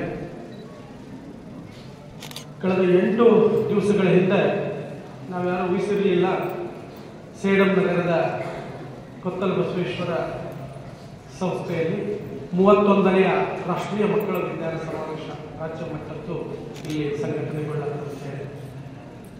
ಬಹುಶಃ ಯಾವುದೋ ಒಂದು ಯೋಗ ಆಗಬೇಕು. ನಮ್ಗೆ ಗೊತ್ತಿರಲಿಲ್ಲ ಸೇಡಂ ನಗರ ಇಷ್ಟೊಂದು, ನಾವು ಇದೇ ಜಿಲ್ಲೆಯವರಾದರೂ ಕೂಡ ಇಷ್ಟೊಂದು ಐತಿಹಾಸಿಕ ಹಿನ್ನೆಲೆ ಹೊಂದಿದೆ ಅಂತೇಳಿ. ಹಾಗೆ ನಿಮಗೂ ಕೂಡ ನೀವು ನಿರೀಕ್ಷೆ ಮಾಡಿರಲಿಲ್ಲ ಇಷ್ಟೊಂದು ಐತಿಹಾಸಿಕ ಕ್ಷೇತ್ರದಲ್ಲಿ ನಾವು ನೀವೆಲ್ಲ ಸೇರ್ತೀವಿ ಅನ್ನೋದನ್ನು. ಕೊಪ್ಪಳದ ಗವಿಸಿದ್ದೇಶ್ವರ ಸಾನ್ನಿಧ್ಯದಲ್ಲಿ ಈ ಮಕ್ಕಳ ವಿಜ್ಞಾನ ಸಮಾವೇಶ ಸಂಘಟಿಸಬೇಕಾಗಿತ್ತು. ಅನಿವಾರ್ಯ ಕಾರಣಗಳಿಂದ ಸಂಘಟನೆಯಲ್ಲಿ ಅಲ್ಲಿ ಆಗಲಿಕ್ಕೆ ಸಾಧ್ಯ ಆಗಲಿಲ್ಲ. ಜಾತ್ರೆ ಇರುವ ಹಿನ್ನೆಲೆಯಲ್ಲಿ ಅದನ್ನು ಈ ಸೇಡಂ ನಗರದಲ್ಲಿ ಇಂದು ನಾವೆಲ್ಲ 31ನೇ ಮಕ್ಕಳ ವಿಜ್ಞಾನ ಸಮಾವೇಶದ ಜಾತ್ರೆಯಲ್ಲಿ ಪಾಲ್ಗೊಂಡಿದ್ದೇವೆ ಅನ್ನೋಕ್ಕೆ ತುಂಬ ಸಂತೋಷ ಅನಿಸುತ್ತೆ. ನಿಮ್ಮೆಲ್ಲರ ಪರವಾಗಿ ನಾನು ಹೇಳಲೇಬೇಕಾಗತ್ತೆ, ಇಡೀ ಕಾರ್ಯಕ್ರಮವನ್ನು ಇಲ್ಲಿ ಸಂಘಟನೆ ಮಾಡಲಿಕ್ಕೆ ಬೆನ್ನೆಲುಬಾಗಿ ಎಲ್ಲ ರೀತಿಯಿಂದ ಪ್ರೇರಣೆ ನೀಡಿದಂಥ ಪರಮ ಪೂಜ್ಯ ಸದಾಶಿವ ಸ್ವಾಮೀಜಿಯವರು ಮತ್ತು ಕೊತ್ತಲ ಬಸವೇಶ್ವರ ಏನು ಶಿಕ್ಷಣ ಸಮಿತಿ ಇದೆ ಅವರಿಗೆ ನಿಮ್ಮೆಲ್ಲರ ಪರವಾಗಿ ನಮ್ಮೆಲ್ಲರ ಪರವಾಗಿ ನಾನು ಹೃತ್ಪೂರ್ವಕವಾದ ನಮಸ್ಕಾರಗಳನ್ನು ನಾನು ಅಭಿಮಾನದಿಂದ ಯಾಕಂದರೆ ಇದು ನೋಡಿದ ಕೂಡಲೇ ನಮಗೆಲ್ಲ ಅನಿಸುತ್ತೆ, ಏನಿದೆ ಇದು ಸಿನಿಮಾ ಟಾಕೀಸ್. 31 ವರ್ಷಗಳ ಹಿಂದೆ ಸಿನಿಮಾ ಟಾಕೀಸ್ ಕಟ್ಟುವಾಗ ಈ ಕಟ್ಟಡದ ಮಾಲೀಕ ಈ ರೀತಿ ವಿಜ್ಞಾನಿಗಳು, ಭವಿಷ್ಯದ ವಿಜ್ಞಾನಿಗಳು ನನ್ನ ಟಾಕೀಸಲ್ಲಿ ಬಂದು ನೇರವಾಗಿ ಸಿನಿಮಾ ಇಲ್ಲಾರ್ದೇನೆ ಲೈವ್ ಸಂವಾದವನ್ನ ಮಾಡ್ತಾರೆ ಅಂತ ಊಹಿಸಿರ್ಲಿಲ್ಲ. ಹೀಗೇನೆ ನಾವುಗಳು ಕೂಡ ಊಹಿಸಿರ್ಲಿಲ್ಲ ಭವಿಷ್ಯದಲ್ಲಿ ತಾವುಗಳು ಯಾರು ರಾಜ್ಯ ಮಟ್ಟಕ್ಕೆ ಆಯ್ಕೆ ಆಗ್ತೀರಂತ ಹೇಳಿ ಜಿಲ್ಲಾ ಮಟ್ಟದ ಸಂದರ್ಭದಲ್ಲಿ ನೀವುಗಳು ಕೂಡ ಊಹಿಸಿರ್ಲಿಲ್ಲ. ನಾವುಗಳು ಊಹಿಸ್ತೇವೆ, ನಾವುಗಳು ಆಶಿಸ್ತೇವೆ, ಈ ದೇಶದ ಭವಿಷ್ಯದ ವಿಜ್ಞಾನಿಗಳು ಮುಂಬರುವ ದಿನಗಳಲ್ಲಿ ನೀವೆಲ್ಲ ಆಗ್ತೀರಂತೇಳಿ, ನಮ್ಮ ನಾಡಿನ ಹೆಮ್ಮೆಯ ವಿಜ್ಞಾನಿಗಳು ಆಗ್ತೀರಂತ ಹೇಳಿ ಅಭಿಮಾನದಿಂದ ಈ ಸಂದರ್ಭದಲ್ಲಿ ನಾನು ನಿಮ್ಮನ್ನ ನೆನೆಸಿಕೊಳ್ಳುತ್ತೇನೆ. ಮುಖ್ಯವಾದ ವಿಜ್ಞಾನ ಪರಿಷತ್ತಿನ ಈ ರಾಷ್ಟ್ರೀಯ ಮಕ್ಕಳ ವಿಜ್ಞಾನ ಸಮಾವೇಶದ ಭಾರತ ಸರ್ಕಾರದ ವಿಜ್ಞಾನ ತಂತ್ರಜ್ಞಾನ ಇಲಾಖೆಯ ಉದ್ದೇಶವೇನವಾಗಿದೆ, 10 ರಿಂದ 17 ವಯೋಮಾನದ ಮಕ್ಕಳಿಗೆ ಭವಿಷ್ಯದಲ್ಲಿ ವಿಜ್ಞಾನಿಗಳನ್ನು ರೂಪಿಸಲು ಸೂಕ್ತ ವೇದಿಕೆಯನ್ನು ಒದಗಿಸಿಕೊಡುವಂತಹ ಮಕ್ಕಳ ವಿಜ್ಞಾನ ಸಮಾವೇಶ 31 ವರ್ಷಗಳ ಕಾಲ ರಾಜ್ಯದಲ್ಲಿ ವಿಜ್ಞಾನ ಪರಿಷತ್ತು ಸಂಘಟಿಸ್ತಾ ಬಂದಿದೆ. ನಾವು ಸಿಂಹಾವಲೋಕನವಾಗಿ ಗಮನಿಸಿದಾಗ ಇವತ್ತು ನಮ್ಮ ದೇಶದಲ್ಲಿ ಅಷ್ಟೇ ಅಲ್ಲ, ನಮ್ಮ ನಾಡಿನಲ್ಲಿ ಅಷ್ಟೇ ಅಲ್ಲ, ವಿದೇಶದಲ್ಲಿ ಕೂಡ ಮಕ್ಕಳ ವಿಜ್ಞಾನ ಸಮಾವೇಶದಲ್ಲಿ ಭಾಗಿಯಾದಂತಹ ಹಲವಾರು ವಿದ್ಯಾರ್ಥಿಗಳು ಇವತ್ತು 31 ವರ್ಷಗಳ ಹಿಂದಿನಂತವರು ಇವತ್ತು 40 ವರ್ಷಗಳನ್ನ 45 ವರ್ಷಗಳನ್ನ ದಾಟಿ ಸಾಮಾಜಿಕ ಕಳಕಳಿಯಿಂದ ಸೇವೆ ಸಲ್ಲಿಸುವುದರಲ್ಲಿ ತೊಡಕೊಂಡಿದ್ದಾರೆ ಅಂತ ಹೇಳಕ್ಕೆ ಅಭಿಮಾನ ಮತ್ತು ಸಂತೋಷ ಅನಿಸುತ್ತೆ. ಇಷ್ಟೇನೆ ಸಾಮಾಜಿಕ ಕಳಕಳಿ ಇರುವಂತಹ ಕೇಂದ್ರ ವಿಷಯ ಇಟ್ಟುಕೊಂಡು ಇಡೀ ದೇಶಾದ್ಯಂತ 1 ಲಕ್ಷಕ್ಕೂ ಹೆಚ್ಚು ಮಕ್ಕಳು ಕಿರು ಸಂಶೋಧನೆಯಲ್ಲಿ ತೊಡಗಿಸಿಕೊಂಡು ಸಮಾಜಕ್ಕೆ ಉಪಯುಕ್ತವಾಗುವಂತಹ ಒಂದು ಯೋಜನೆಯನ್ನು ಸಿದ್ಧಪಡಿಸಿಕೊಂಡು ಮಂಡನೆ ಮಾಡುವಂತಹ ಕೆಲಸ ಸಾಮಾನ್ಯದ ಮಾತೇನಲ್ಲ. ಹೀಗಾಗಿ ಎಷ್ಟೋ ಮಕ್ಕಳು, ನಮ್ಮ ಹಲವಾರು ಜನ ವಿಜ್ಞಾನಿಗಳು ಮತ್ತು ಪ್ರಾಧ್ಯಾಪಕರು ಹೇಳ್ತಾರೆ, ಒಂದೊಂದು ಕಿರು ಸಂಶೋಧನೆಯ ಒಂದು ಸಾಧನೆ ಯಾವ ಒಂದು PhDಗೂ ಕೂಡ ಕಡಿಮೆ ಇಲ್ಲದಷ್ಟು ವಿದ್ಯಾರ್ಥಿಗಳ ಸಾಧನೆ ಇದೆ ಅಂತ ಅನ್ನೋದನ್ನ ಕೇವಲ 3-4 ತಿಂಗಳಲ್ಲಿ ಶ್ರಮಪಟ್ಟು ತಮ್ಮ ಓದಿನ ಜೊತೆಗೆ ವಿದ್ಯಾರ್ಥಿಗಳು ಈ ರೀತಿ ತೊಡಗಿಸಿಕೊಂಡಿದ್ದಾರೆ ಅಂತ ಹೇಳ್ತಾರಲ್ಲ, ನಿಜಕ್ಕೂ ನಮಗೆ ಹೆಮ್ಮೆ ಅನಿಸುತ್ತೆ. ಇವತ್ತಿನ ಮಕ್ಕಳು ತುಂಬಾ ಚೇಂಜ್ ಆಗಿದ್ದಾರೆ. ಯಾವುದನ್ನ ಆಸಕ್ತಿಯಿಂದ ಏನ್ ಮಾಡ್ತಾರೆ ಅದನ್ನು ಖಂಡಿತವಾಗಿ ಸಾಧಿಸ್ತಾರೆ. ನಮ್ಮ ನಿರೀಕ್ಷೆಗೆ ಮೀರಿ ವಿಜ್ಞಾನವನ್ನು ಜನಪ್ರಿಯಗೊಳಿಸಲಿಕ್ಕೆ ಭವಿಷ್ಯದಲ್ಲಿ ಮಕ್ಕಳ ಕೊಡುಗೆ ತುಂಬಾ ಅಪಾರವಾಗಿದೆ ಅಂತ ಹೇಳಕ್ಕೆ ಅಭಿಮಾನ ಮತ್ತು ಸಂಗತಿ ಅನಿಸುತ್ತೆ. ನಾವೆಲ್ಲ ತುಂಬಾ ಕಷ್ಟಪಟ್ಟು ಇವತ್ತೇನಾಗಿದೆ ಸಮಾಜದಲ್ಲಿ ಓದೋ ವಿದ್ಯಾರ್ಥಿಗಳಿಗೆ ಪೇರೆಂಟ್ಸ್ ಆಗಿರ್ಬೋದು, ಶಾಲೆಗಳಾಗಿರ್ಬೋದು, ಟೀಚರ್ಸ್ ಆಗಿರ್ಬೋದು, ಇಂಥ ಕಾರ್ಯಕ್ರಮಗಳಿಗೆ ತೊಡಗಿಸ್ಕೊಳ್ಳೋದು ಬೇಡ ಅಂತ ಕೈ ಮುಗಿತಾರೆ. ಆ ಸರ್ಟಿಫಿಕೇಟ್ ತಗೊಂಡು ಏನ್ ಮಾಡ್ತೀಯ, ನಿನ್ ಸಾಧನೆ ತಗೊಂಡು ನೀನ್ ಏನಾದ್ರು ಮಾಡ್ತೀವಿ, ನಿನ್ ಫಲಿತಾಂಶ ಹೆಚ್ಚಿಗೆ ಮಾಡು, 90 ಮಾಡು, 99 ಆದ್ರೂ ಸಮಾಧಾನ ಪಡಲಾರದಂಥ ಕೆಟ್ಟ ವಾತಾವರಣ ಏನ್ ಬೆಳೆದಿದೆಯಲ್ಲ, ಅದರ ಮಧ್ಯದಲ್ಲೂ ಕೂಡ ತಾವುಗಳು ಓದಿನ ಜೊತೆಗೆ ಸಂಶೋಧನೆಯಲ್ಲಿ ತೊಡಗಿಕೊಂಡು ತಾವುಗಳು ಈ ಹಂತಕ್ಕೆ ಬಂದು ತಲುಪಿದ್ದೀರಿ. ನಿಮಗೆ ಒಂದು ಜೋರಾದ ಸಲ್ಯೂಟ್ ಅನ್ನು ವಿಜ್ಞಾನ ಪರಿಷತ್ ಬಹಳ ದೂರದಿಂದ ಬಂದಿದ್ದೀರಿ. ನಾವು ಅಲ್ಲಿದ್ದಾಗ ಮಂಗಳೂರು ಕುಪ್ಪಿ ಕಡೆಯವರು ಬಂದರು, ಬ್ಯಾಗನ್ನು ಹಿಡ್ಕೊಂಡು ಅವ್ರ ಮುಖ ನೋಡಿದಾಗ ಒಂಥರ ಅನಿಸ್ತಿತ್ತು. ಯಾವಾಗ ಬಿಡ್ತೀನಿ ಅಂತ ಕೇಳೋದು, ನೀನು ಮಧ್ಯಾಹ್ನ 10ರಿಂದ 12 ಗಂಟೆ ಅಂತ ಹೇಳ್ತಿದ್ರು. ಅಷ್ಟು ಕಷ್ಟಪಟ್ಟು ನೀವು ಬಂದಿದ್ದೀರಲ್ಲ, ನೀವು ಇವತ್ತು ನಮ್ಮ ವಿಜ್ಞಾನಿ ಪ್ರೊಫೆಸರ್ BN ನಾಯಕ್ ಸರ್ ಹೇಳಿದ್ದಾರೆ, ನಿಮಗೆ 30ರಲ್ಲಿ ರಾಷ್ಟ್ರಮಟ್ಟಕ್ಕೆ ಒಂದು ಅವಕಾಶ ಸಿಗದೇ ಇರ್ಬೋದು, ಸಿಗ್ತಿರ್ಬೋದು, ಆದರೆ ಇಲ್ಲಿ ಬಂದು ಈ ನಾಡಿನ ಭವಿಷ್ಯದ ವಿಜ್ಞಾನಿಗಳ ಜೊತೆ ಕುಳಿತುಕೊಂಡು ನೀವುಗಳು ಭಾಗಿಯಾಗ್ತಾ ಇದ್ದಿಲ್ಲ, ಇದಕ್ಕಿಂತ ದೊಡ್ಡ ಸೌಭಾಗ್ಯ ಯಾವುದೂ ಇಲ್ಲ ಅಂತ ನಾನು ಅನ್ಕೋತಾ ಇದ್ದೀನಿ. ನೀವುಗಳು 3 ದಿನಗಳ ಕಾಲ ಇಲ್ಲಿ ಒಂದು ಯೋಜನಾ ವರದಿಗಳನ್ನು ಖುಷಿಯಿಂದ ನಾವೆಲ್ಲ ನೋಡ್ತೇವೆ, ಅದ್ರ ಜೊತೆಗೆ ನಾವೆಲ್ಲ ತೊಡಗಿಸ್ಕೊಳ್ತೇವೆ. ನಿರಂತರವಾಗಿ ನಿಮ್ಮ ಜೊತೆಗೆ ವಿಜ್ಞಾನ ಪರಿಷತ್ತು ಇರುತ್ತೆ. ಈ ನಾಡಿನ ಹಲವಾರು ವಿಜ್ಞಾನಿಗಳು, ವಿಜ್ಞಾನ ಸಂವಹನಕಾರರು ನಿಮ್ಮ ಜೊತೆಗೆ, ನೀವು ಯಾವ ಕ್ಷೇತ್ರದಲ್ಲಿ ಕಳಕಳಿ ಇದೆ, ಯಾವ ಕ್ಷೇತ್ರದಲ್ಲಿ ನಿಮಗೆ ಆಶೆ ಇದೆ, ಅದು ಎಲ್ಲವನ್ನ ಈಡೇರಿಸಲಿಕ್ಕೆ ವಿಜ್ಞಾನ ಪರಿಷತ್ತು ಪ್ರಯತ್ನ ಮಾಡುತ್ತೆ ಅಂತ ನಾನು ಅಭಿಮಾನದಿಂದ ಹೇಳ್ತೇನೆ. ನಿಜಕ್ಕೂ ಪರಿಷತ್ತಿಗೆ ತುಂಬಾ ಕಷ್ಟ ಇದೆ, ಆರ್ಥಿಕ ತೊಂದರೆ ಇದೆ, ಸರ್ಕಾರದ ಅನುದಾನದ ಕೊರತೆ ತುಂಬಾನೇ ಇದೆ. ಅದೆಲ್ಲ ನಮ್ಮ ಮಕ್ಕಳು ನಿಮಗೆ ಅರ್ಥ ಆಗೋದಿಲ್ಲ, ಅರ್ಥ ಆಗೋದು ಬೇಡ. ಹಾಗೆ ನಾಯಕ್ ಸರು ಇಡೀ ಕಾರ್ಯಕ್ರಮ ನನಗೆ ನೆನಪು ಬಂದ್ಬಿಡುತ್ತೆ. ಈ 30 ವರ್ಷದ ಅವಧಿಯಲ್ಲಿ ಇಲ್ಲೆಲ್ಲ ಇಷ್ಟೆಲ್ಲ ಸಂಘಟನೆ ಆಗಿರುತ್ತೆ. ಪೂಜ್ಯರು ಹೇಳ್ತಿದ್ರೆ ಏನು ಎಷ್ಟು ಚೆನ್ನಾಗಿದೆ ಒಂದು ಅಬ್ಸ್ಟ್ರಾಕ್ಟ್ ಬುಕ್ಕು, ಎಷ್ಟು ವಿಜ್ಞಾನಿಗಳ ತಮ್ಮ ಕಿರು ಸಂಶೋಧನಾ ಪುಸ್ತಕದಲ್ಲಿ ರೆಡಿ ಮಾಡಿದ್ದೀರಾ, ಇದೆಲ್ಲ ಹೇಗೆ ನಿಮಗೆ ಸಾಧ್ಯ? ಏನ್ರಿ 4 ದಿನ ಆಯಿತು, ಎಷ್ಟು ಚೆನ್ನಾಗಿ ಆಮಂತ್ರಣ ಪತ್ರಿಕೆಯನ್ನು ನೀವು ಮಾಡಿದ್ದೀರಿ, ಇದೆಲ್ಲ ಹೇಗೆ ಅಂದರೆ ಅದೇ ವಿಜ್ಞಾನ ಪರಿಷತ್ತಿನ ಒಂದು ಶಕ್ತಿ ಅಂತ ಹೇಳ್ಬೋದು. ಯಾಕಂದ್ರೆ ನಮ್ಮ ಸಂಸ್ಥಾಪಕ ಅಧ್ಯಕ್ಷರು ನರಸಿಂಹಯ್ಯನವರು ಅವರು ಇಡೀ ತಮ್ಮ ಜೀವನವನ್ನ ಜನಸಾಮಾನ್ಯರ ಜೊತೆ ಕಳೆದರು, ಶಾಪಿ ಮೇಲೆ ಮಾಡ್ಕೊಂಡ್ರು.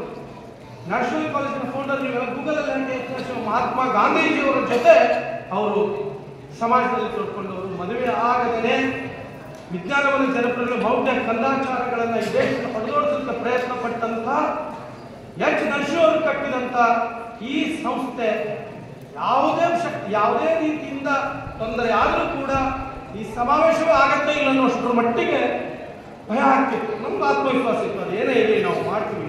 ಸ್ವಲ್ಪ ದಿನಗಳಲ್ಲಿ ವ್ಯತ್ಯಾಸ ಆಗ್ಬೋದು, ಸ್ಥಳಗಳಲ್ಲಿ ವ್ಯತ್ಯಾಸ ಆಗ್ಬೋದು. ನಮ್ಮ ರಾಜ್ಯದ ಎಲ್ಲ ವಿಜ್ಞಾನಿಗಳ ಜೊತೆ ಸಂವಾದ ನಡೆಸ್ತೀವಿ ಅಂತ ಹೇಳಿದ್ದು. ಖಂಡಿತವಾಗಿ ಅದು ಸೇಡಂನಲ್ಲಿ ಪೂಜ್ಯರ ಒಂದು ಮಾರ್ಗದರ್ಶನದಲ್ಲಿ ಮಾನ್ಯ ಬಸವರಾಜ ಪಾಟೀಲ್ ಸೇಡಂಜಿ ಅವರ ಒಂದು ಸ್ಥಾನದಲ್ಲಿ ಆಯೋಜನೆ ಆಗ್ತಾ ಇದೆ ಅಂತ ಹೇಳಕ್ಕೆ ಬಹಳ ಹೆಮ್ಮೆ ಮತ್ತು ಸಂತೋಷ ಅನಿಸುತ್ತೆ. ನೀವುಗಳು 3 ದಿನಗಳ ಕಾಲ ತಮ್ಮ ಯೋಜನೆಗಳನ್ನು ಮಂಡಿಸುವುದರ ಜೊತೆಗೆ ನಮ್ಮ ವಿಜ್ಞಾನಿಗಳಿದ್ದಾರೆ, ಸಾಕಷ್ಟು ಪೂರಕ ಕಾರ್ಯಕ್ರಮಗಳಿದೆ, ಅವುಗಳ ಎಲ್ಲವನ್ನೂ ಕೂಡ ತಾವುಗಳ ಅನುಕೂಲ ಮಾಡಿಕೊಂಡು ಹಾಗೆ ಆಗಿ ಅಂತ ಹೇಳಿ ಸಾಕಷ್ಟು ದಣಿದಿದ್ದೀರಿ. ನಿಮ್ಮ ಯೋಜನೆಗಳು ಮಧ್ಯಾಹ್ನ ಮತ್ತು ನಾಳೆ ಇರುತ್ತೆ. ಯಾರೂ ಭಯ ಪಡಬೇಡಿ. ಬೆಳಗ್ಗೆ ಬಂದ ಮೇಲೆ ರಿಜಿಸ್ಟ್ರೇಷನ್ ಯಾವ ಸರ್ ನನ್ನ ಲಿಸ್ಟ್ ಹೀಗೆ ಇದೆ, ನನ್ನ ಮುಗಿತದೋ ಹೇಗೆ ಅಂತ ಹೇಳಿ. ಇನ್ನೂ ಕೆಲವು ಜನ ಮಧ್ಯದಲ್ಲಿ ಇದ್ದಾರೆ, ಸ್ವಲ್ಪ ವಿಳಂಬವಾಗುತ್ತೆ ಬೇರೆ ಬೇರೆ ಕಾರಣಗಳಿಂದ.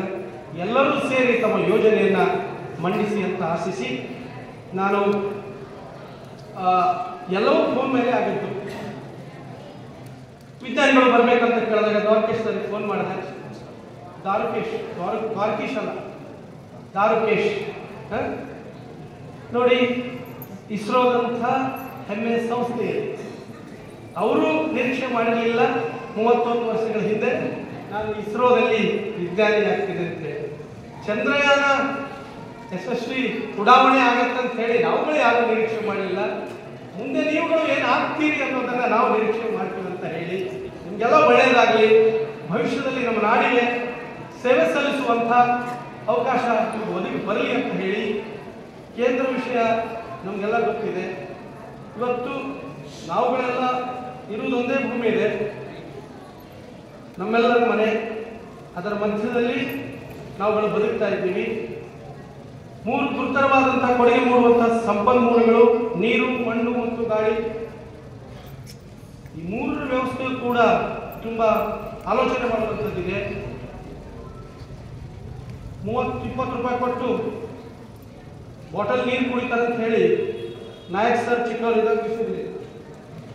ಎಲ್ಲೆಲ್ಲಿರೋ ರೋಗ ನಿರೋಧಕ ಶಕ್ತಿಯನ್ನು ಬೆಳೆಸಿಕೊಂಡು ಬಂದಿದ್ರು. 100 ವರ್ಷ ಆಯ್ತು ಈ ಭೂಮಿಗೆ ಪ್ಲಾಸ್ಟಿಕ್ ಬಂದು ಹಾಗೆ ಉಳ್ಕೊಂಡ್ಬಿಟ್ಟಿದೆ. ನೀರು ಮಾಲಿನ್ಯ ಆಗೋಗಿದೆ, ಇವತ್ತು ಭೂಮಿ ಮಾಲಿನ್ಯವಾಗಿದೆ, ವಾಯು ಮಾಲಿನ್ಯ ಕೂಡಿ ನಾವೆಲ್ಲ ನೋಡ್ತೀವಿ. ದೆಹಲಿ ನಗರದ ಸ್ಥಿತಿ ನ್ಯೂಸಲ್ಲಿ ಏನಾಗ್ತಾ ಇದೆ.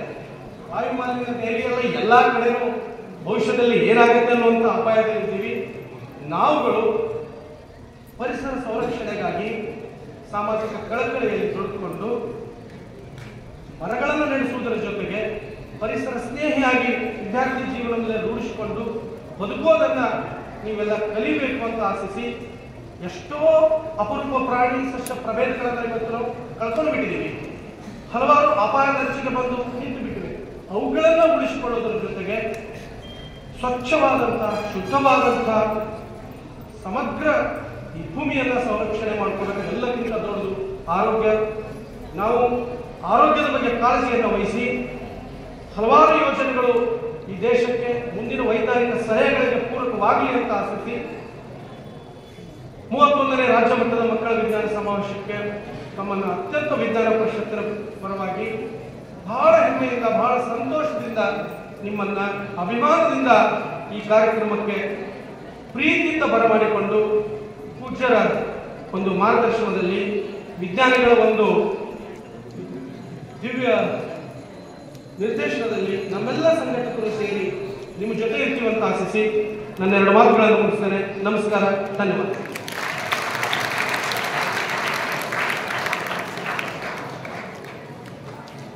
ಈಗ ಆಶೀರ್ವಚನ ಪೂಜ್ಯ ಶ್ರೀ ಸದಾಶಿವ ಸ್ವಾಮೀಜಿಗಳು, ಅಧ್ಯಕ್ಷರು ಶ್ರೀ ಕೊತ್ತಲಬಸವೇಶ್ವರ ಭಾರತೀಯ ಶಿಕ್ಷಣ ಸಮಿತಿ ಸೇಡಂ ಇವರಿಂದ. ಮಹಾತ್ಮ ಕೊತ್ತಲಬಸವೇಶ್ವರದಲ್ಲಿ ನತಮಸ್ತಕನಾಗಿ 31ನೇ ರಾಜ್ಯ ಮಟ್ಟದ ಮಕ್ಕಳ ವಿಜ್ಞಾನ ಸಮಾವೇಶದ ಉದ್ಘಾಟಕರಾಗಿ ಆಗಮಿಸಿರುವಂಥ ಇಸ್ರೋದ ವಿಜ್ಞಾನಿಗಳಾಗಿರುವಂಥ ಶ್ರೀ ದ್ವಾರಕೇಶ್ ಅವರೇ, ಸಂಘಟಕರಾಗಿರುವಂಥ ರಾಜ್ಯದ ಅಧ್ಯಕ್ಷರಾದಂಥ ಗಿರೀಶ್ ಕಡ್ಲೆವಾಡ್ ಅವರೇ, ಗೌರಿಪುರ ಅವರೇ, ದಾನಿ ಅವರೇ, ಹಾಗೆ ಇನ್ನಿತರ ವಿಜ್ಞಾನಿಗಳೇ, ಸಮಿತಿಯ ಕಾರ್ಯದರ್ಶಿಯಾಗಿರುವಂಥ ಶ್ರೀಮತಿ ಅನುರಾಧ ಪಾಟೀಲ್ರೇ, ಮನ್ಸೂರ್ ಔಂಟಿ ಅವರೇ, ಸತ್ಯಕುಮಾರ್ ಬಾಗೋಡಿ ಅವರೇ, ಎಲ್ಲ ಬೇರೆ ಬೇರೆ ಜಿಲ್ಲೆಯಿಂದ ಬಂದಿರುವಂಥ ಎಲ್ಲ ಗುರುವೃಂದದವರೇ, ಬಾಲ ವಿಜ್ಞಾನಿಗಳೇ, ತಮ್ಮೆಲ್ಲರಿಗೂ ಕೂಡ ಶರಣಾರ್ಥಿಗಳು. ಒಂದು 15 ದಿವಸದಿಂದ ಈ ಪ್ರಕ್ರಿಯೆ ಪ್ರಾರಂಭ ಆಗಿದೆ. ಮೊದಲು ನಮ್ಮ ಸಮಿತಿಗೆ ಇದೇನು ನಿರೀಕ್ಷೆ ಇತ್ತಿಲ್ಲ, ಅನಿರೀಕ್ಷಿತವಾಗಿ ಬಂದಂಥದ್ದು ಮತ್ತು ಈ ಭಾಗಕ್ಕೆ ಬಹಳ ಅವಶ್ಯ ಇರುವಂಥ ಒಂದು ಕಾರ್ಯಕ್ರಮ ಇದೆ. ಮತ್ತು ಅದರೊಟ್ಟಿಗೆ ಇಡೀ ರಾಜ್ಯದಾದ್ಯಂತ ಎಲ್ಲ ಮಕ್ಕಳು ಬರ್ತಾರಂತಂದ್ರೆ ಒಂದು ಬಹಳ ಹೆಮ್ಮೆ ಪಡುವಂಥ ವಿಚಾರ. ಯಾಕಂದರೆ 2-3 ದಿವಸದ ಹಿಂದೆ ಪತ್ರಿಕೆಯಲ್ಲಿ ನೋಡಿರ್ಬೇಕು, ನಮ್ಮಲ್ಲಿರುವಂಥ ಕಚೇರಿಗಳನ್ನು ಮತ್ತೆ ಕಿತ್ತೂರು ಕರ್ನಾಟಕ ವರ್ಗಾವಣೆ ಮಾಡಿದ್ರು. ಹೀಗೆ ಎಲ್ಲ ಕಾರ್ಯಕ್ರಮಗಳು ಬೆಂಗಳೂರು ಪ್ರಾಂತ್ಯಕ್ಕೆ, ಬೆಳಗಾವಿ ಪ್ರಾಂತ್ಯಕ್ಕೆ, ಧಾರವಾಡ ಪ್ರಾಂತ್ಯಕ್ಕೆ ಆಗ್ತಾ ಹೋದರೆ ಇನ್ನಷ್ಟು ನಾವು ಎಲ್ಲೋ ಒಂದು ಕಡೆ ಮುಜುಗರಕ್ಕೆ ಒಳಗಾಗ್ತೀವೇನೋ ಅನ್ನುವಷ್ಟು ಕಾರಣಕ್ಕಾಗಿ ಮತ್ತೆ ನನಗನ್ಸಿದ್ದು ಏನಾರ ಆಗಲಿ ಆದ್ರೆ ನಮ್ಮಲ್ಲೇ ಮಾಡಬೇಕನ್ನುವಂಥ ನಿರ್ಣಯಕ್ಕೆ ಬಂದು ಗಿರೀಶ್ ಕಡ್ಲೆವಾಡ್ ಅವರ ಒಂದು ಮಾತಿಗೆ ಒಪ್ಕೊಳ್ಬೇಕಾದಂಥ ಧೈರ್ಯವನ್ನು ಮಾಡಿ ಇವತ್ತು ಈ ಕಾರ್ಯಕ್ರಮಕ್ಕೆ ಸಹಯೋಗವನ್ನು ಕೊಟ್ಟಿದ್ದಾರೆ. ಸನ್ಮಾನ್ಯ ಬಸವರಾಜ ಪಾಟೀಲ್ಜಿ ಅವರು, ಡಾಕ್ಟರ್ ನಾಗರೆಡ್ಡಿ ಪಾಟೀಲ್ ಇದ್ದಾಗ ಅವಾಗ ಒಂದು ರೀತಿಯಾದಂಥ ವಿಜ್ಞಾನ ಸಮ್ಮೇಳನ ನಡೆದಿತ್ತು. ಅದು ವಿಜ್ಞಾನದ ಪ್ರದರ್ಶನಿಯ ಭಾಗವಾಗಿತ್ತು. 2000 ಮಕ್ಕಳು ಅದನ್ನು ನೋಡಿದ್ರು. ಆದರೆ ಇದು ಬಾಲ ವಿಜ್ಞಾನಿಗಳನ್ನು ಹೊರಹಾಕುವಂಥ ಕೆಲಸ, ಅದರಲ್ಲಿ ಅವರು ತಂದಿರುವಂಥ ಯೋಜನೆಗಳು, ಪ್ರಾಜೆಕ್ಟ್ಗಳನ್ನು ಚರ್ಚೆ ಮಾಡಿ ಸಮಾಜಕ್ಕೆ ತಂದು ಯಾವುದು ಶ್ರೇಷ್ಠ, ಯಾವುದು ಸಮಾಜಕ್ಕೆ ಒಳಿತನ್ನು ಮಾಡುತ್ತೆ ಅನ್ನೋದನ್ನು ಹೊರಗೆ ಹಾಕೋದು ಇರುವುದರಿಂದ ಕಾರ್ಯಕ್ರಮದಲ್ಲಿ ಸ್ಥಳೀಯವಾಗಿರುವಂಥ ವಿದ್ಯಾರ್ಥಿಗಳು ತಾವೇನು ಭಾಗಿಯಾಗಿರಿ, ಇಲ್ಲಿ ಕುತ್ಕೊಂಡು ಕೇಳಿ ಒಂದು 100 ಪುಸ್ತಕ ಓದಿದರೆ, ವಿಜ್ಞಾನದ ಒಂದು 100 ಪುಸ್ತಕ ಓದಿದರೆ ಏನು ನಾಲೆಜ್ ಸಿಗುತ್ತೆ ಅದು ಕೇವಲ 3 ದಿವಸದಲ್ಲಿ ಇಲ್ಲಿರುವಂಥ ವಿಜ್ಞಾನಿಗಳು ಮಕ್ಕಳಿಗೆ ಕೊಡ್ತಾರಂತೆ ನಾನು ಹೆಮ್ಮೆಯಿಂದ ಹೇಳೋದಕ್ಕೆ. ಭಾರತೀಯ ಶಿಕ್ಷಣ, ಭಾರತೀಯ ಇವತ್ತಿನ ವಿಜ್ಞಾನ ಜಗತ್ತನ್ನ ನಡುಗಿಸುವಷ್ಟರ ಮಟ್ಟಿಗೆ ಹೆಮ್ಮರವಾಗಿ ಬೆಳೆದು ನಿಂತಿದೆ. ನಾಗೇಂದ್ರಯ್ಯ ಅಡಿಕೆಯವರು, ನಮ್ಮ ಪಕ್ಕದ ಅಡಿಕೆ ಗ್ರಾಮದವರು, ಚಂದ್ರಯಾನ 1, 2, 3 ಈ 3 ಸ್ಯಾಟಲೈಟ್ನ ಉಡಾವಣೆಯಲ್ಲಿ ಭಾಗಿಯಾದಂಥವರು. ಸೇಡಂನೆಲ್ಲ ಐತಿಹಾಸಿಕವಾಗಿ, ಸಾಮಾಜಿಕವಾಗಿ, ಧಾರ್ಮಿಕವಾಗಿ ಬಹಳ ಎತ್ತರದ ಮಟ್ಟದಲ್ಲಿದೆ. ಅದಕ್ಕೆ ಎಲ್ಲೋ ಒಂದು ಕಡೆ ಪ್ರಚಾರದ ಕೊರತೆ, ಆ ಕೊರತೆಯನ್ನು ನೀಗಿಸುವಂಥ ಕೆಲಸ ಕೊತ್ತೂರು ಬಸವೇಶ್ವರ ಭಾರತೀಯ ಶಿಕ್ಷಣ ಸಮಿತಿ ಹೆಗಲ ಮೇಲಿರುವುದರಿಂದ ಅದು ಏನಾದರೂ ಮಾಡ್ತೈತಿ ಅಂತಂದ್ರೆ ನಮ್ಮ ಗಿರೀಶ್ ಕಡ್ಲೆವಾಡ್ ಅವರು ಇರ್ಬೋದು, ನಾಯಕ್ ಸರ್ ಅವರು ಇರ್ಬೋದು, ಸಂಸ್ಥೆಯವರು ಮಾಡ್ತಾ ಇದ್ದಾರೆ ಅಂತ. ಆದರೆ ಸಂಸ್ಥೆ ಹೆಸರು ಅಷ್ಟೇ ಇದೆ, ಆದರೆ ಸೇಡಂದ ಪ್ರತಿಯೊಂದು ಮನೆಯ ಜನಾಂಗದವರು ಕೂಡ ನಮ್ಮ ಸಂಸ್ಥೆ ಒಟ್ಟಿಗೆ ಇದ್ದಾರೆ. ಅವರ ಉದಾರವಾದಂಥ ಕೊಡುಗೆ ನಮ್ಮ ಸಂಸ್ಥೆಯನ್ನು ಬೆಳೆಸೋದಕ್ಕೆ ಸಾಧ್ಯವಾಗಿದೆ ಅಂತ ನಾನು ಬಹಳ ಅತ್ಯಂತ ಸಂತೋಷದಿಂದ ಹೇಳೋದಕ್ಕೆ ಬಯಸ್ತೇನೆ. ಸಮಿತಿಯ ಸದಸ್ಯರು, ಸಮಿತಿಯ ಹಿರಿಯರು ಸಹಕಾರ ಸಹಯೋಗವನ್ನು ಕೊಡ್ಬೋದು. ಇವತ್ತು ನಾವು ಮಾಡುವಂಥ ಪ್ರತಿ ಕೆಲಸಕ್ಕೂ ನಾವು ಮಾತೃಶಕ್ತಿ ಸಂಗಮ ಮಾಡಿದರೆ ಇಡೀ ಊರಿನ ತಾಯಂದಿರು ಊಟವನ್ನು ತಂದು ಒಂದು 4 ತಿಂಗಳ ಹಿಂದೆ ಅಖಿಲ ಭಾರತೀಯ ಶಿಕ್ಷಾ ಸಂಸ್ಥಾನದ ವಿಜ್ಞಾನದ ಪ್ರದರ್ಶನ ಇದ್ದಾಗ ಅವತ್ತು ಕೂಡ 600 ಮಕ್ಕಳು ಇದರಲ್ಲಿ ಭಾಗಿಯಾಗಿದ್ರು. ಆ ಎಲ್ಲ ತಾಯಂದಿರು ತಮ್ಮ ಕೈಯಾರೆ ಕೈತುತ್ತನ್ನು ಕೊಟ್ಟು ಉಣಿಸಿದಂಥ ಊರು ಈ ಸೇಡಂ ಅಂತ ಹೆಮ್ಮೆಯಿಂದ ಹೇಳೋದಕ್ಕೆ ಬಯಸ್ತಾರೆ. ಹಾಗಾಗಿ ಕಾರ್ಯಕ್ರಮಕ್ಕೆ ನಾವು ಸಹಯೋಗವನ್ನು, ಸಹಕಾರವನ್ನು ಕೊಟ್ಟಿದ್ದೇವೆ. ವ್ಯವಸ್ಥೆಯಲ್ಲಿ ಏನಾದರೂ ಚೂರು ಹೆಚ್ಚು ಕಮ್ಮಿ ಆದರೆ ಅನುಷ್ಠರಿಸ್ಕೋಬೇಕು ಅನ್ನುವಂಥ ವಿನಂತಿಯನ್ನು ಮಾಡುತ್ತಾ, ಬರುವ ದಿನದಲ್ಲಿ ಮತ್ತೇನಾದರೂ ಹೊಸ ಆಲೋಚನೆಗಳು, ಚಿಂತನೆಗಳಿದ್ದರೆ ನಾವು ಪೂರ್ಣ ಪ್ರಮಾಣದ ಸಹಯೋಗವನ್ನು ಕೊಡ್ತೇವೆ. ಆದರೆ ನಮಗೊಂದಿಷ್ಟು ಮುಂಚಿತವಾಗಿ ತಿಳಿಸ್ಬೇಕಂತ ನಾನು ವಿನಂತಿಯನ್ನು ಮಾಡ್ತೇನೆ. ನಾವು ಸೇಡಂ ನಗರದಲ್ಲಿನೇ ನಮ್ಮದೇ ಸಂಸ್ಥೆದೇ ಒಂದು 75 ಎಕರೆ ಜಮೀನು ಇರುವುದರಿಂದ ವಿಜ್ಞಾನ ವಿಭಾಗದ ಎಲ್ಲ ಪ್ರಮುಖರಲ್ಲಿ ನಾನು ವಿನಂತಿ ಮಾಡ್ತೇನೆ, ಒಂದು ಶ್ರೇಷ್ಠವಾದಂಥ ವಿಜ್ಞಾನ ಸೆಂಟರ್ ಏನಾದರೂ ಮಾಡೋದಕ್ಕೆ ಅವಕಾಶಗಳು ತಮ್ಮಲ್ಲಿ ಇದ್ರೆ ಅಥವಾ ಬೇರೆ NGOಗಳಿಂದ ನಿಮ್ಗೆ ಏನಾದರೂ ಸಂಪರ್ಕ ಇದ್ರೆ ನಾವು ಸ್ವತಂತ್ರವಾಗಿ ಮಾಡೋದಕ್ಕೆ ಒಂದು 5 ಎಕರೆನೋ 10 ಎಕರೆನೋ ಕೊಡ್ರಿ ಅಂದ್ರೆ ನಾವು ಈ ಭಾಗದ ಮಕ್ಕಳ ಅಭಿವೃದ್ಧಿಗಾಗಿ ಕೊಡೋದಕ್ಕೆ ಸಿದ್ಧರಿದ್ದೇವೆ ಅನ್ನುವಂಥ ಮಾತನ್ನ ಈ ಸಂದರ್ಭದಲ್ಲಿ ಹೇಳ್ತಾ, ಮತ್ತು ಭಾರತೀಯ ಶಿಕ್ಷಣ ಅಂದ್ರೆ ಮೊದಲು ಮನುಷ್ಯ ತನ್ನ 2 ಕಾಲು ಬಗ್ಗಿಸಿ ಕೈ ಬಗ್ಗಿಸಿ ನಡೆಯುವಂಥದ್ದಿತ್ತು. ಆಮೇಲೆ 4 ಕೈನು ಬಗ್ಗಿಸಿದ ಕಾಲು ಬಗ್ಗಿಸಿ ನಡೆದಂಥ ಚಿತ್ರಗಳನ್ನು ನೋಡಿದ್ವಿ. ವಿಜ್ಞಾನ ಹೇಗೆ ಬೆಳೆಯಿತು ಅನ್ನೋದಿತ್ತು. ಆಮೇಲೆ 2 ಕಾಲ ಮೇಲೆ ನಡಿಬಹುದು ಅಂತ ಅನಿಸ್ತು. ಆಮೇಲೆ ಪ್ರಾಣಿಗಳ ಮೇಲೆ ಸಾಮಾನು ಹಾಕೊಂಡು ಹೋಗ್ಬೇಕಂತ ಅನಿಸ್ತು. ಆಮೇಲೆ ಒಂದೇ ಪ್ರಾಣಿ ಹಾಕ 2 ಪ್ರಾಣಿ ಮೇಲೆ ಒಯ್ಯಬಹುದು. ಹಿಂದೊಂದು ಚಕ್ಕಡಿ ಅಂತದ್ದು ಏನಾದರೂ ಕೂತ್ಕೊಂಡು ಹೋಗೋದಕ್ಕೆ 2 ಗಾಲಿ ಮಾಡಿ ಒಯ್ಯಬಹುದು ಅಂತ ಬಂತು. ಅದಾದ್ಮೇಲೆ ಮೋಟಾರ್ ಬಂತು. ಆಮೇಲೆ ರೈಲ್ ಗಾಡಿಗಳು ಬಂತು. ಆ ನಂತರ ಹಾರುವ ಹಕ್ಕಿಗಳನ್ನ ನೋಡಿದಂತ 6 ವರ್ಷದ ಒಬ್ಬ ಯುವಕ, ರಾಮೇಶ್ವರದ ನದಿಯ ತೀರದ ಯುವಕ, ಒಬ್ಬ ಬೆಸ್ತರನ ಮಗ, ಗುಡಿಸಲದಲ್ಲೇ ಮುತ್ತು ರತ್ನಗಳು ಹುಟ್ಟುವುದು ಅನ್ನುವ ಹಾಗೆ ಮಾತೃಭಾಷೆ ಅನ್ನುವಂಥ ಮಾತನ್ನ ದ್ವಾರಕೇಶ್ ಅವರು ಹೇಳಿದ್ರು. ಮದರ್ ಟಂಗ್ನಲ್ಲೇ ಭಾವನೆಗಳಿರ್ತಾವು ಅನ್ನುವಂಥದ್ದು. ನಾವೆಲ್ಲ ಹಳ್ಳಿಯಿಂದ ಬಂದೀವಂತ ಬಹಳ ಹೆಮ್ಮೆಯಿಂದ ಹೇಳಿದ್ರು. ಅವರ ಮಾತನ್ನ ಮುಂದಿಟ್ಟುಕೊಂಡು ಒಬ್ಬ ಗುಡಿಸಲಿನಲ್ಲಿ ಹುಟ್ಟಿದಂಥ ಒಬ್ಬ ಹುಡುಗ ಅವತ್ತು ಪಾರಿವಾಳ ಹಾರೋದನ್ನು ನೋಡಿ ಹೀಗೆ ಮೇಲೆ ಆಕಾಶಕ್ಕೆ ಗಗನಕ್ಕೆ ವಸ್ತುಗಳು ಹಾರಬಹುದಲ್ಲ ಅಂತ ಆಲೋಚನೆಯನ್ನು ಮಾಡಿ ತಲೆ ನಡುಗುವಂತ ಒಬ್ಬ ವ್ಯಕ್ತಿ ಇಡೀ ಜಗತ್ತಿಗೆ ಶ್ರೇಷ್ಠವಾದಂಥ ವಿಜ್ಞಾನಿಯಾಗಿ ವಿಜ್ಞಾನದ ಉಪನ್ಯಾಸವನ್ನ ಮಾಡುತ್ತಾ ತನ್ನ ಬದುಕನ್ನ ಕಳೆದುಕೊಂಡಂತವನು ಅಬ್ದುಲ್ ಕಲಾಂ ಅವರು ಕೂಡ ಒಬ್ಬ ಬಡ ವ್ಯಕ್ತಿಯ ಮಗ. ಅದಕ್ಕಾಗಿ ಈಗ ಬಂದಿರುವಂಥ ಎಲ್ಲಾ ಬಾಲ ವಿಜ್ಞಾನಿಗಳಲ್ಲಿ ನಾನು ವಿನಂತಿ ಮಾಡ್ತೇನೆ, ನಿಮ್ಮೊಳಗಿರುವಂತ ಶಕ್ತಿನೇ ಹೊರಗೆ ತೋರಿಸೋದು ಅದು ಭಾರತೀಯ ಶಿಕ್ಷಣ. ಹೊರಗಿರುವಂಥದ್ದು ಒಳಗೆ ತುಂಬೋದು ಭಾರತೀಯ ಶಿಕ್ಷಣ ಅಲ್ಲ. ನಿಮ್ಮೊಳಗಿರುವಂತ ನಾಲೆಜ್ ಅನ್ನು ಹೊರಗೆ ಹಾಕೋದಕ್ಕಾಗಿನೇ ಇವರು 3 ದಿವಸದ ಸಂವಾದವನ್ನು ಇಟ್ಟಿದ್ದಾರೆ. ಸೋಲು ಗೆಲುವು ಅವಾರ್ಡ್ ಬರೋದು ಏನೇ ಇರಬಹುದು.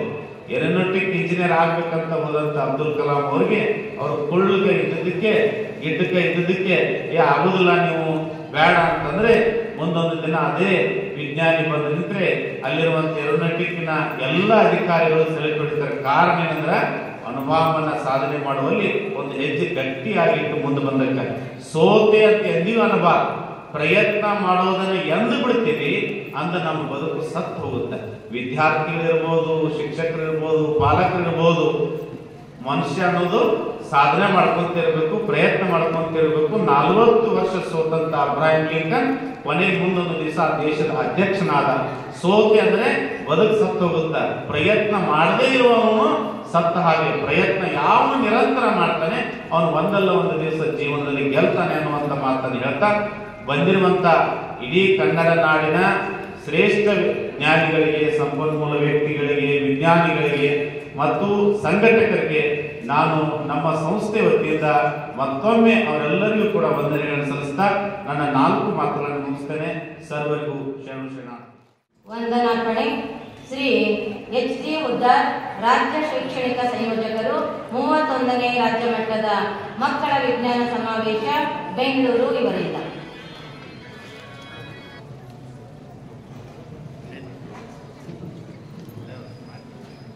31ನೇ ರಾಜ್ಯ ಮಟ್ಟದ ಮಕ್ಕಳ ವಿಜ್ಞಾನ ಸಮಾವೇಶದ ದಿವ್ಯ ಸಾನ್ನಿಧ್ಯವನ್ನು ವಹಿಸಿ ಕಾರ್ಯಕ್ರಮಕ್ಕೆ ಚಾಲನೆ ನೀಡಿದಂತಹ ಶ್ರೀ ಸದಾಶಿವ ಸ್ವಾಮಿಗಳು, ಅಧ್ಯಕ್ಷರು, ಕೊತ್ತಲ ಬಸವೇಶ್ವರ ಭಾರತೀಯ ಶಿಕ್ಷಣ ಸಮಿತಿಯವರಿಗೆ ಈ ಸಂಸ್ಥೆಯ ವತಿಯಿಂದ ಹಾಗೂ ಕರ್ನಾಟಕ ರಾಜ್ಯ ವಿಜ್ಞಾನ ಪರಿಷತ್ತಿನ ವತಿಯಿಂದ ತಮ್ಮೆಲ್ಲರ ಪರವಾಗಿ ತುಂಬ ಹೃದಯದ ಧನ್ಯವಾದಗಳನ್ನು ಅರ್ಪಿಸ್ತಾ ಇದ್ದೇವೆ. ಅದೇ ರೀತಿಯಾಗಿ ಈ ಕಾರ್ಯಕ್ರಮದ ಅಧ್ಯಕ್ಷತೆಯನ್ನು ವಹಿಸಿದಂತಹ ಹಾಗೂ ಅತಿ ಕಡಿಮೆ ಅವಧಿಯಲ್ಲಿ 1 ವಾರದಲ್ಲಿ ಈ ಕಾರ್ಯಕ್ರಮದ ಸಂಘಟನೆಗೆ 1 ವಾರ ನಿದ್ದೆ ಹಗಲ ರಾತ್ರಿ ಅಲ್ಲಾರದೆ ನಿದ್ದೆ ಮಾಡಲಾರದೆ ಕಾರ್ಯಕ್ರಮವನ್ನು ಸಂಘಟನೆಗೊಳಿಸಿದಂತಹ ನಮ್ಮ ಕರ್ನಾಟಕ ರಾಜ್ಯ ವಿಜ್ಞಾನ ಪರಿಷತ್ತಿನ ಅಧ್ಯಕ್ಷರಾದಂತಹ ಗಿರೀಶ್ ಕಡ್ಯಾವಡ್ ಅವರಿಗೆ ತಮ್ಮೆಲ್ಲರ ಪರವಾಗಿ ಈ ಸಂಸ್ಥೆಯ ಪರವಾಗಿ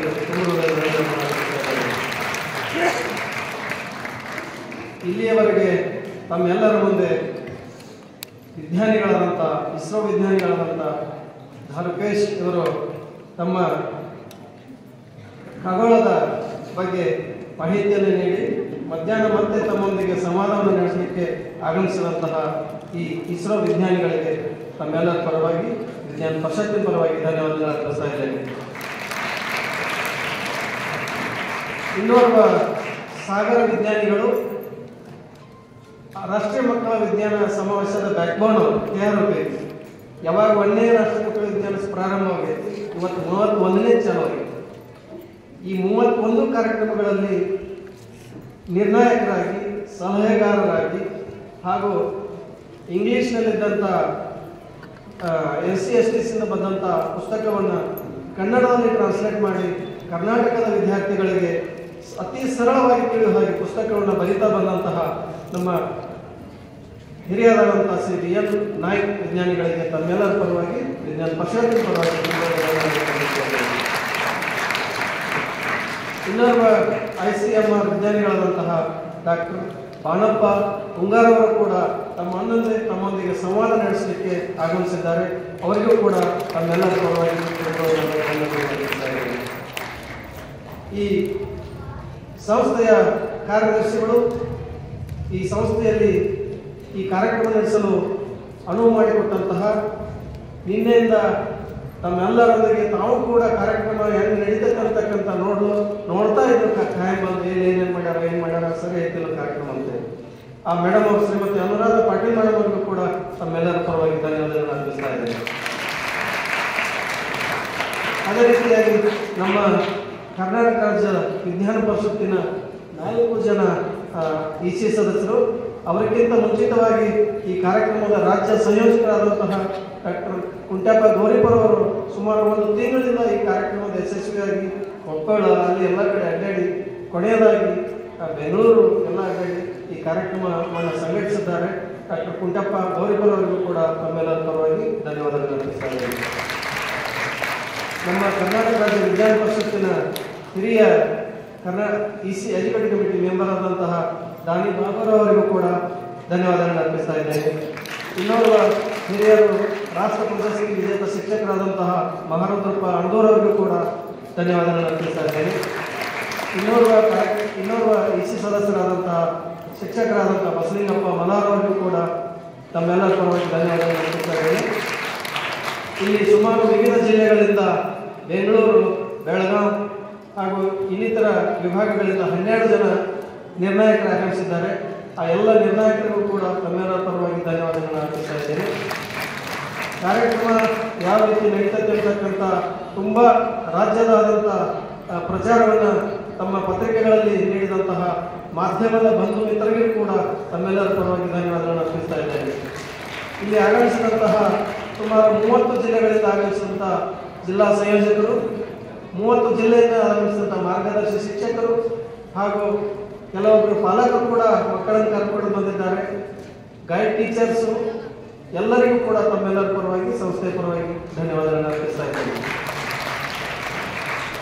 ಇನ್ನು ಕರ್ನಾಟಕ ರಾಜ್ಯ ವಿಜ್ಞಾನ ಪರಿಷತ್ತಿನ ನಮ್ಮ ಸಿಬ್ಬಂದಿಯವರು ಕೂಡ ಸುಮಾರು 1 ತಿಂಗಳಿಂದ ಈ ಕಾರ್ಯಕ್ರಮದ ಯಶಸ್ವಿಗೆ ಶ್ರಮಿಸಿದ್ದಾರೆ. ಪ್ರಭು ಮಠ ಅಂತ ಹೇಳಿ ಯೋಜನಾ ಸಹಾಯಕರು 31ನೇ ಮಕ್ಕಳ ವಿಜ್ಞಾನ ಸಮಾವೇಶದಿಂದ 31ನೇ ವಿಜ್ಞಾನ ಸಮಾವೇಶದವರೆಗೆ ಸಂಪೂರ್ಣ ಜವಾಬ್ದಾರಿಯನ್ನು ಹೊತ್ತು ಇಲ್ಲಿ ತಮ್ಮ ಮುಂದ್ಗಡೆ ಇದ್ದಾರೆ. ಈ ಕಾರ್ಯಕ್ರಮದ ಯಶಸ್ವಿಗಾಗಿ ಶ್ರಮಿಸಿದ್ದಾರೆ. ಅವರಿಗೆ ತಮ್ಮೆಲ್ಲರ ಪರವಾಗಿ ಧನ್ಯವಾದಗಳನ್ನು ಅರ್ಪಿಸ್ತಾ ಇದ್ದೇನೆ. ಮುಖ್ಯವಾಗಿ ಈ ಸಂಸ್ಥೆಯ ಈ ಪ್ರೌಢಶಾಲೆಯ ಮುಖ್ಯಸ್ಥರಾದಂಥ ಔಟಿ ಅವರಿಗೂ ಹಾಗೂ ಎಲ್ಲ ಕಾಲೇಜಿನ ಪ್ರಾಚಾರ್ಯರಿಗೂ, ಈ ಸಂಸ್ಥೆಯ ಎಲ್ಲ ಸಿಬ್ಬಂದಿ ವರ್ಗದವರಿಗೂ ಹಾಗೂ ಈ ಕಾರ್ಯಕ್ರಮಕ್ಕೆ ಶ್ರಮಿಸಿದಂಥ ಪ್ರತಿಯೊಬ್ಬರನ್ನು ಅವರಿವರನ್ನದೇ ಎಲ್ಲರನ್ನು ಅಭಿನಂದಿಸಿ ಧನ್ಯವಾದಗಳನ್ನು ತಿಳಿಸಿ ಕಾರ್ಯಕ್ರಮವನ್ನು ಮುಗಿಸ್ತಾ ಇದ್ದೇವೆ.